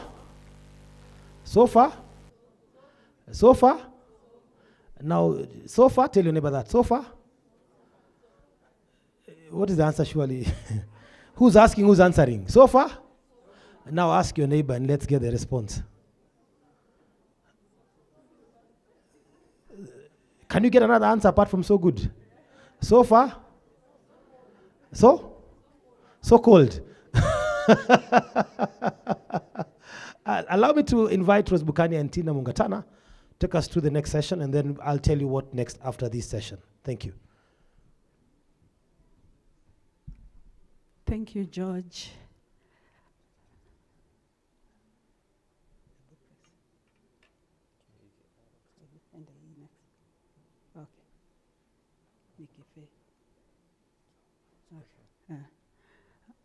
So good afternoon, everyone. Good afternoon, everyone. Are you having a wonderful time? Don't worry, we will be very fast in our presentation. What we basically want to do is inform you. Those booklets that you're carrying, the ones you've received in soft copy, in summary, what is the content inside them? Because we know you've not had an opportunity to read them, so we just want to take you through them. Before I do that, I've been told today is the day for ladies, isn't it? Huh? Now that we are online, I can't say wamama. But how many women are wearing heels today? Heels, H-E-E-L-S. If you're wearing heels, please stand up. Tina, you know you're wearing heels. Where is Tina? Anyone else who is wearing heels, if you're able to stand up? So, Sophie, where is the mic? Yeah. give the three ladies to tell me how are they feeling when they're wearing the heels and why did they decide to wear heels?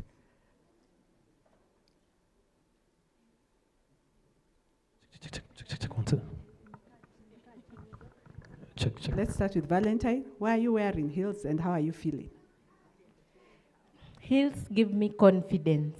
So as I walk, I feel the confidence. I feel like I'm in the room and I'm owning it. So I'm ready for the show. Oh, wonderful. Nice. Yes, madam? Yeah, for me, the heel gives me the comfort. One, being an orthopedic technologist, when you have a flat foot, that also displaces your weight and where it's going. So as you can look, my heel is not so high. Yeah. It's just about, I think, an inch or 1.5, and it's a block. So it's not a sharp heel, but it's something that is also trying to balance my weight. Wonderful. So for those who wear flat shoes, they might look comfortable, but in the long run, it's going to affect your back. Get a small heel, get to shift your weight to get to the right symmetry as you walk. Thank you. Okay, you've had that. For those who are wearing flat, and they thought they were being simple. The last one. Hello, okay. So heels, on top of being confident, make you feel important. And because this event felt important, the documents you were launching today felt important, I decided to wear my red mid-heel. Yeah. Wonderful. Thank you so much. So why am I asking about the heels? You've had, oh, there's someone else who wants to contribute? Okay, one last person. Thank you, Rose. Yeah. Apart from confidence, since maybe I'm not able to be seen, they give me some height. Wonderful. Thank you. Wonderful. I want us to give one clap for all those who have said something. Wait. Hey, that one was just one. 1, 2, 3.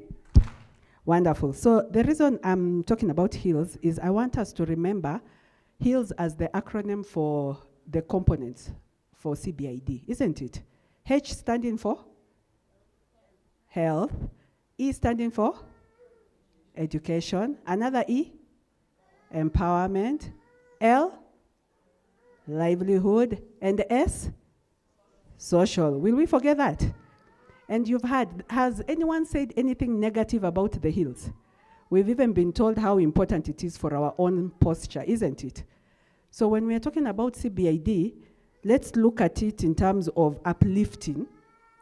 And I just want to talk about the strategic framework. It will take us a very short time. So you've already been told what CBID is from our partners. And I just want to summarize that basically CBID is community-driven, it is right-based, and it involves the whole of society. And that is why all of you are here. We are not able to do this alone as government. You've had the partners who are standing here, from UN agencies to international NGOs to local NGOs to OPDs. So basically, it needs to be driven by the community. It needs to follow the right-based approach, which is in the CRPD in our constitution, and it needs the whole society if it is to be achieved. So the reality in numbers is that 16% of the world's population has a disability. This is based on WHO and World Bank. And 0.9 million of those are found in Kenya, that is age 5 and above. And you know, this is the response to those who say they cannot do at all or they need support to do. And then 90% of Kenyans have lived experience of disability directly or indirectly. And then 80% of persons with disabilities lie in developing countries, live in developing countries. So basically, the vision of all the documents we're going to present is that persons with disabilities and their families live with dignity, independence, and equal opportunities as active members in the community.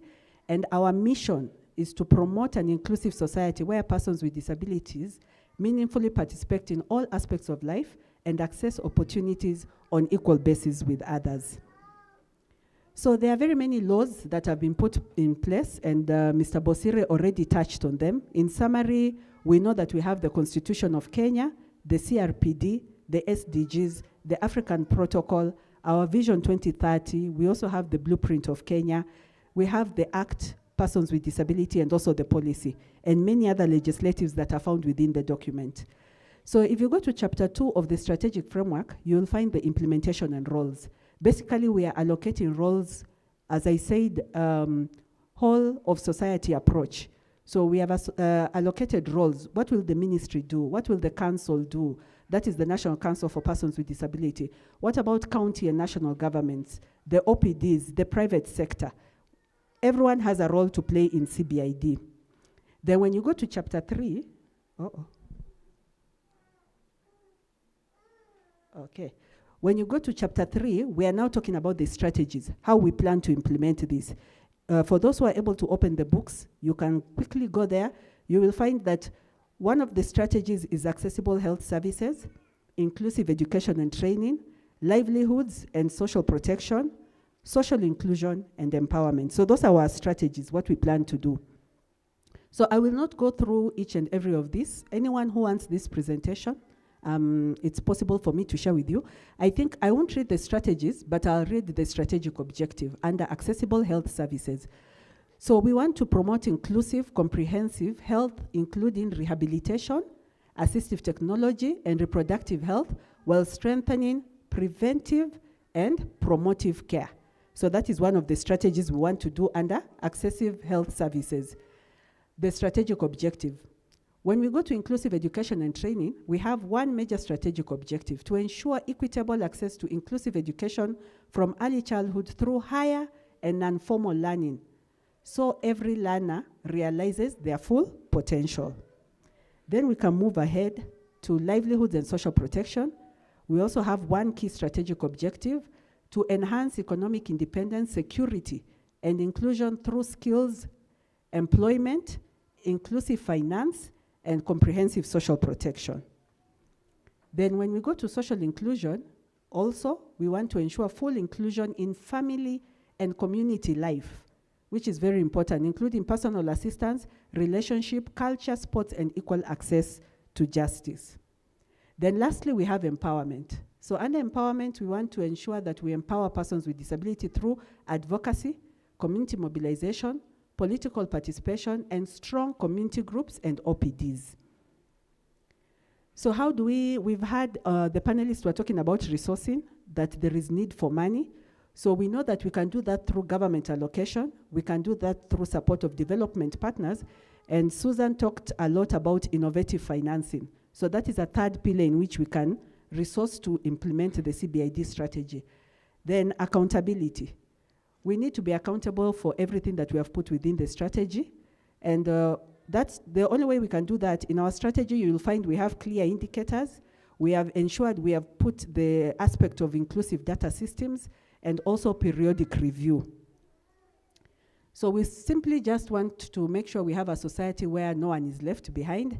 And together as government, as counties, OPDs, partners, and communities, let us turn this framework into a lived reality.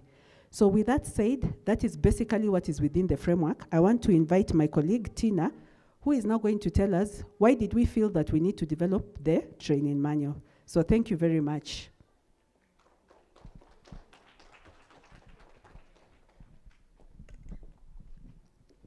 Thank you, Rose. I know she has been here before me, so she's told you what CBID is and our vision and mission. So I'll take us through the training manual. Just a brief preview. The training manual is around 100 pages, just slightly over 100 pages. So I just have a summary of it, and so that you have an idea as you go home what it says. So the training manual has been developed to guide trainers, field officers, and community workers in strengthening disability inclusion within communities. So it is just a framework, a structured framework for understanding the principles of CBIDs, practical approaches for engaging persons with disability, and strategies for promoting participation, empowerment, and equal opportunities. So basically, it's a guide that can be used by any field officer or social worker in the field to train the community. So the overall objective of the training manual is to provide a standard training tool that enhances the capacity of trainers for efficient and effective implementation of CBID initiatives with an aim of facilitating community-based inclusive development. by, for, and with persons with disabilities and their communities. And then the specific objective is to equip trainers and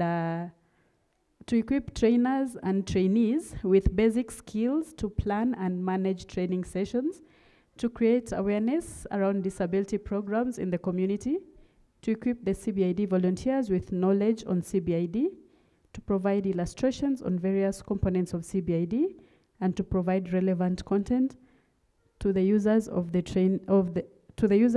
for training of families and communities. So as I said, the target users for this training manual, it can be used by anyone in the community, but we are focusing on social development resource persons, organizations of and for persons with disabilities, community groups, development agencies, civil society, stakeholders, ministries, departments, and agencies, and including counties, and then community and persons with disabilities. So the training manual is structured in different modules, and we have 6 modules in the training manual. And the first module is Introduction to CBID, which is just an introductory module that introduces CBIDs and the principles and the components and importance of CBID. And then the second module is the health component module, where we look at the general concept of health, promotion, prevention, medical care, rehabilitation, and assistive technology. And the third component is on introduction to education, early childhood care and education. We have the primary, secondary, and higher learning levels. That is under the education component. And the fourth component is on livelihood, which covers key concepts, including employment opportunities, financial resources, and social protection. And the fifth component is on the social component. It covers the definition of social roles, importance of personal assistance, relationships, marriages and family, culture, arts, leisure, and sports. And the sixth and last component is on empowerment, which covers advocacy and communication, OPDs and their roles, mobilization, and political participation.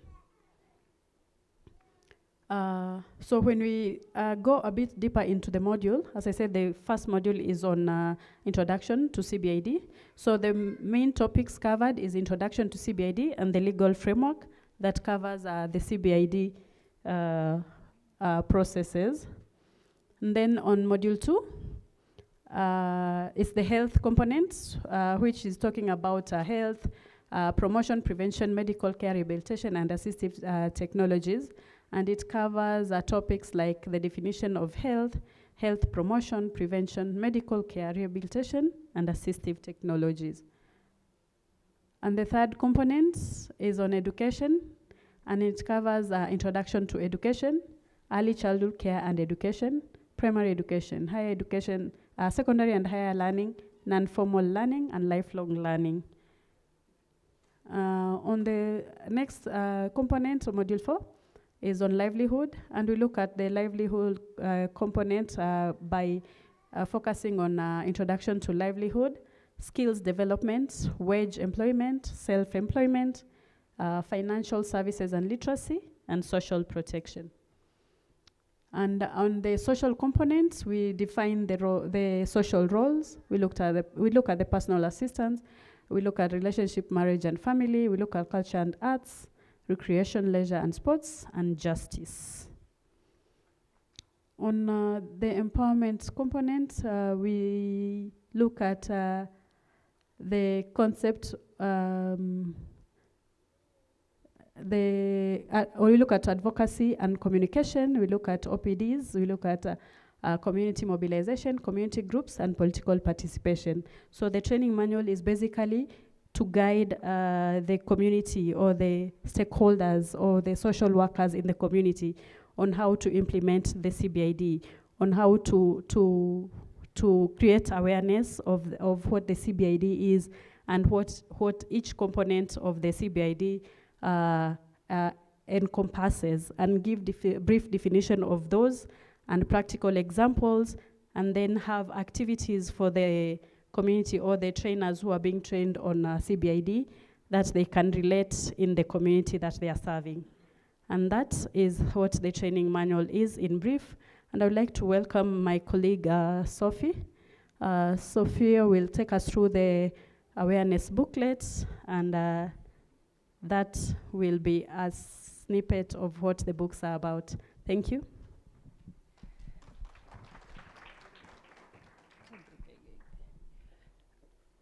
Thank you so much, Tina. So without much further ado, I'm going to be presenting the awareness booklet. And the beauty about this segment is that from the two documents, we've gotten an idea of what's in the document. So in this particular booklet, we have chapter 1, which mainly speaks of the introduction that entails evolution principles, importance, and the objectives of the CBID. And then we have the legal and the policy frameworks in chapter 2. Chapter 3, we are looking at the CBID components that entail the hills as we were guided before. And then in chapter 4, we'll be looking at the services and support programs that are state-led programs, non-state actors, and development partners. So I think these have already mentioned in chapter 1 the purpose of the CBID awareness booklet. Yes, so under the principles of the CBID, we have the dignity and autonomy, we have non-discriminatory, we have respect for difference, we have equality of opportunity, we have gender equality, and rights of children with disability. In chapter 2, under the legal and policy frameworks, we'll be looking at the global component, the regional component, and the national component. And as it is in the diagram, under global, we have the Universal Declaration of Human Rights, that was in 1948, and then we have the UN Conventions of Rights of Persons with Disability, which was ratified by Kenya in 2008. And then we have the Sustainable Development Goals, that is the SDG, and the Vision 2030. Do we have an understanding of what these are? Yes? Can I hear a louder yes? Perfect. So looking at the regional component, we are looking at the protocol to the African Charter on the Human Rights and People's Rights on the Rights of Persons with Disability in Africa, that is 2018. We also have the complements of the UN Conventions of Rights of Persons with Disability from an African lens. Looking at it from the national lens, we are looking at the Constitution of Kenya 2010, and in specific, we have the Article 27, Article 43, and Article 54. We also have the Persons with Disability National Policy, that is 2024. We have the Persons with Disability Act, 2025. We also have the Basic Education Act, Employment Act, and TVET Act, all in support of this particular document. When you look at chapter 3, in chapter 3, we are looking at the roles of the CBID in health component. We are looking at the roles of CBID in education component, the role of CBID in livelihood component, and the role of CBID in social component. Perhaps a role of CBID in empowerment component as chapter 3. This document will be shared with us, so don't worry. We'll be able to read in details which each line, what it speaks to, and what we can borrow and what we can implement. Looking at chapter 4, which is our final chapter, we'll be looking at state-led programs. And here we have the State Department for Social Protection, the Ministry of Education, we have NFDK, the Ministry of Health, we have NCPWD, we have Kenya Revenue Authority, and non-state actors and development partners. We do have core organizations. We have UN agencies, faith-based and private sectors. We have disability societies and OPDs. We have academic institution, and then we have financial institution. And yes, ladies and gentlemen, together we move forward in building a more inclusive, empowered, and supportive community. So thank you. That was my time. Thank you very much. A round of applause for Sophia and Tina Mungatana and Rose Bukania. Another round of applause for them. Thank you. So far, so good, right? We are now coming to the tail end of our program. But before I call Mr. Bosire over to give his final remarks, allow me to do just a simple exercise to all of us. If you can be able to stand, kindly stand. If you're able to stand, kindly stand. Good, it's a very simple exercise, and then we shall have the final remarks. Then we shall have a photo session to all of us. Then we shall have a cut, we shall cut the cake together. So kama unaweza kusimama, tafadhali simama. We shall do just a very brief exercise. Get a neighbor again. Get a neighbor. Get a neighbor. Whether you came with him or her in the morning, it's okay. So you follow my simple instructions. When I say high five, you give him a high five. If I say high 10, you give him a high 10. Follow simple instructions. If I say, I've not yet said, right? We're just coming to a climax of it just to say, wow, it has been good, right? So this is what I want you to ask your neighbor. What have you gathered in less than 30 seconds? So when I say high five, give him a high five or a five. If I say high 10, give high 10, okay? High five. Some guys are giving high 10. Why? High five. High 10. Share what you've gathered today in 30 seconds. What have you gathered? What have you gathered in 30 seconds? What you've gathered in 30 seconds. 30 seconds only.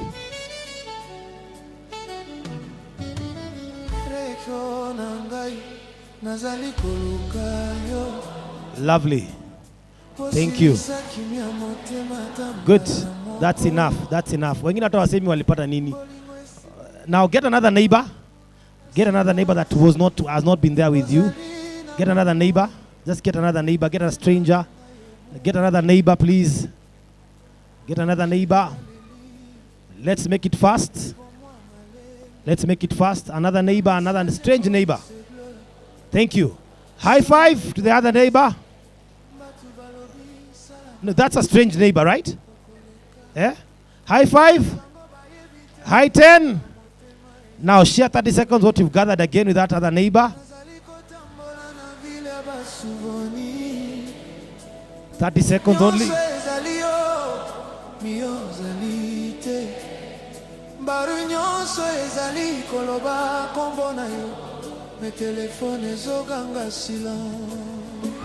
Thank you. 30 seconds are over. High 10. High 10. High 10 again. Now, before I welcome Mr. Bosire to give his final remarks, which among you has a similar answer to the same neighbors that you've got? Hands up.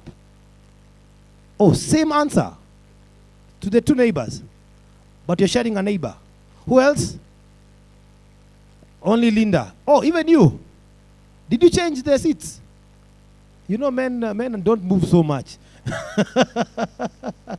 So after this, I think the two of you, when you're cutting the cake, you shall get a piece of cake bigger. Allow me to welcome Mr. Bosire as he gives his final remarks. Kindly have your seats as he gives his final remarks. Makofi ya Bwana Bosire tafadhali. Thank you. Thank you, George, for the good work that we've done since morning. Before I give my remarks, I want to call Winnie Chelagat. Yeah. Can we appreciate her as she comes? She's on high heels.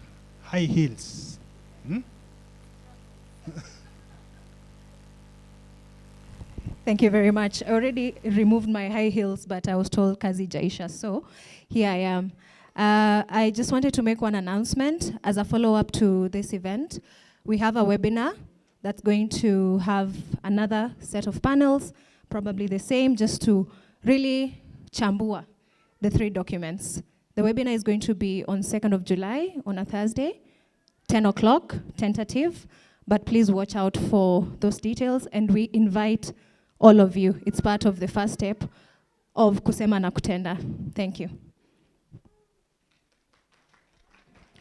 Oh, you can, we'll be posting the details on the Action Foundation social media pages, as well as the ministry pages and all the other partners. Thanks. So I think for me, I may not take much for now. I think we have had a very successful launch. It was very beautiful, as you saw. And I want to appreciate all of us for your support, for coming for this very important launch of the 3 documents, the strategic framework, manual, and booklet. I want to appreciate our principal secretary in absentia, who was able to come, our acting secretary, UDPK, including the CEO, Sally, National Council for Persons with Disability, representative, CBM, representative, KAI, NFDK, our sister departments, Minister of Education, Minister of Health, National NCCS, National Council for Children's Services, Daktari here,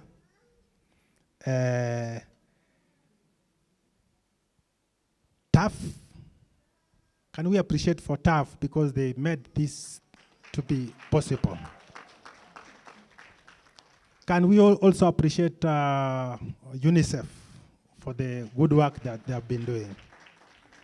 So I want to appreciate all of us, our State Department for Social Protection, our staff, our VRC representatives who are able to come, our staff in the headquarters, and some from the field. So we want to appreciate all of us. Without you, we could not be able to have a very beautiful launch as what we have had today.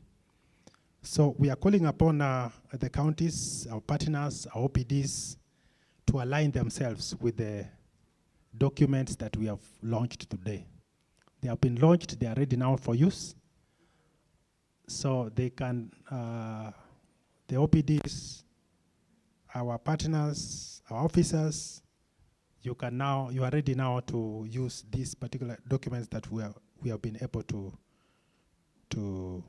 launch today. I also want to thank the caregivers. I saw caregivers here. Appreciate them. The OPDs who are today, who managed to come. Can we also appreciate the OPDs? In short, can we appreciate all of us for the good work that we have done? Thank you very much. I think at this time, we want to close our launch as we move to cutting the cake. I can see very beautiful cakes there. Make sure you have a bite of this cake before you go home. I don't know, George, whether we can pray before we have the cake, or we have the cake, then we can pray, then we can have a group photo. So you can guide us on the order in which we can, can follow. Thank you very much. Thank you, sir. With your guidance, I think we shall do all of them. But I request, with your permission, we can do the closing prayer, then we do the photos, then we cut the cake. Is that okay? Because the excitement after cutting the cake, we forget to close with prayers. That's it. Because after cutting the cake, we're also going back to have lunch. So I'd request one caregiver, if you're able to come and close the word of prayer. One caregiver moja ule ako na nguvu ya kutufungia na maombi. Hata kama tukuanza na nyinyi, najua tuweza malizia na nyinyi, si ndio? Yes, you can? Thank you. At least we have a man right now, You see? Manpower. Thank you. Shall we pray? And so, Heavenly Father, we are before you this afternoon. Once again, we lift your name up high and we thank you. Thank you for the mercies that you've given unto us and the grace. We thank you for the conveners of this wonderful lounge. And we thank you for the panelists as well and each and everyone that participated, including us, the caregivers.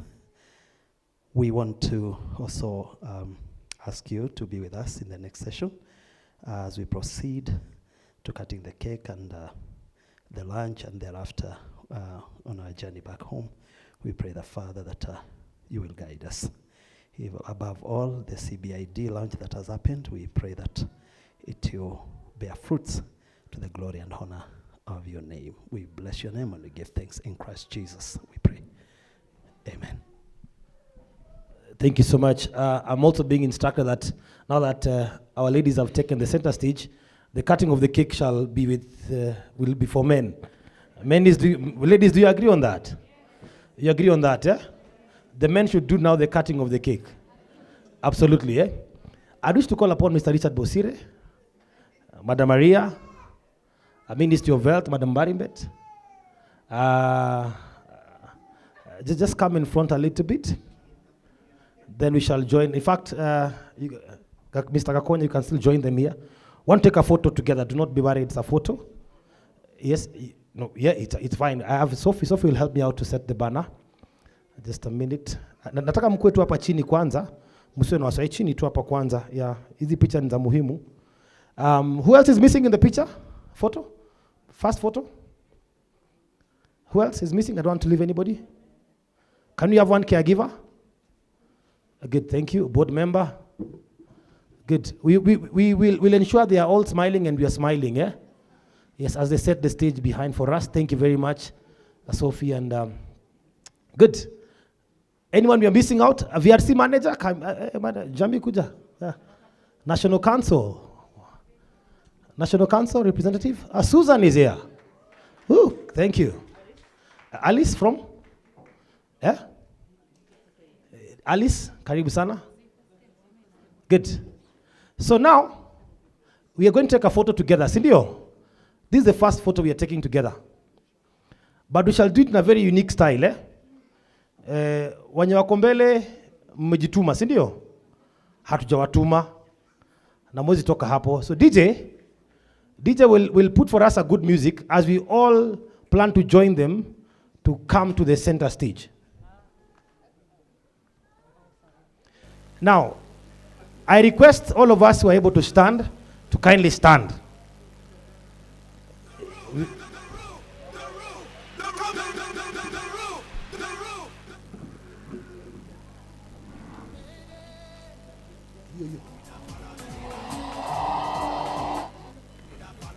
All right, good.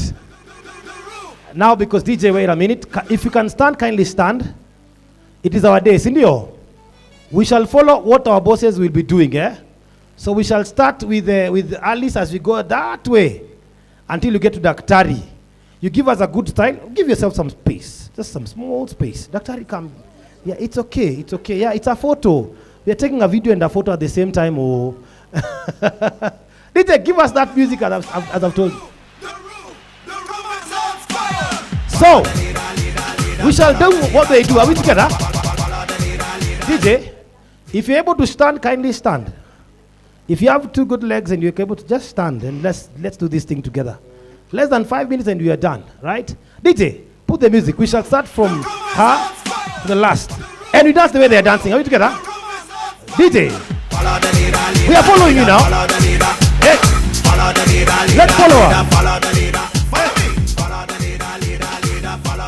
Madam Alice, give us another time, Madam Alice. We do. Hands up, down, up. Susan, we go. Down. Everybody now, put one hand in the air. One hand in the air. Mr. Gakonya, another side, Gakonya. Watch this. Left, right. Left, right. Daktari. Left, right. Daktari.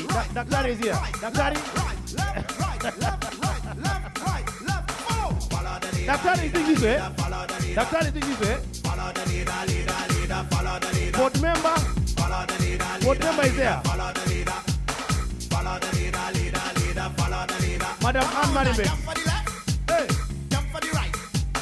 Jump for the left. Jump for the right. Everybody jump for the left. Madam Maria. Jump for the right. Jump for the left. Jump for the right. Now My clap. caregiver. And wave. Come on, clap. And wave. Our boss, Mr. Bosire. And wave. Come on, clap. And wave. Everybody come. Follow the leader, leader. Our VRC manager. Follow the leader, leader, leader. Follow the leader. Follow the leader, leader, leader. Follow Our caregiver behind there. The last one. follow the leader. Good. Now repeat after me. Now we join them as we go take a photo together. Now we go up. We go up. Everybody repeat We after all me. go up. Watch me. We go all up. Say, I love soca. I love soca. Say, I love soca. I love soca. Say, I love soca. All right, DJ. Say, I love soca. DJ, thank you very much. We are following them so that we go take a photo together up there. Okay. So as they're going, we just dance. Yes, Indio? DJ, don't leave the continue the same music or another music as we encourage them as they go up. Everybody scream. Follow the leader, leader, leader. Follow the leader. Join the photos together. Leader, leader, leader. Follow the leader. Follow the leader, leader, leader. Follow the leader. Follow the leader, leader, leader. Follow the leader. On four. Bado sijapata mkiza until you get full the photos. Thank you. Jump and wave. Let me go. 1. Get ready to jump. 2. Get ready to jump. 1, 2, 1, 2, 3, 4. Jump and wave. Jump and wave. Jump and wave. Jump, jump, jump. Sing. The room is on fire. We don't need All right.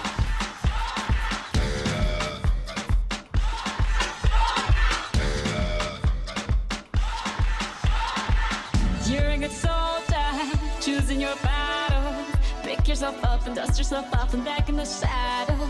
You're on the front line, everyone's watching. You know it's serious, we're getting closer, this isn't over. The pressure's on, you feel it, but you got it all, believe it. When you fall, get up, oh, and if you fall, get up, Tamina, mina, sangalewa, 'cause this is Africa. Tamina, mina, waka, waka, Tamina, mina, sangalewa, this time for Africa.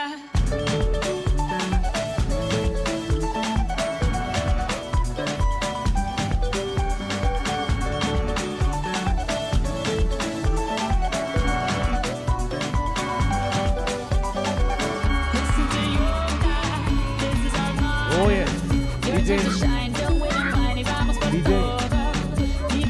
DJ kidogo tu. DJ. Thank you. We want to ensure that everybody has been captured in this photo, right? So ensure that jirani yako asikuzibe. Follow the instructions of our photographers.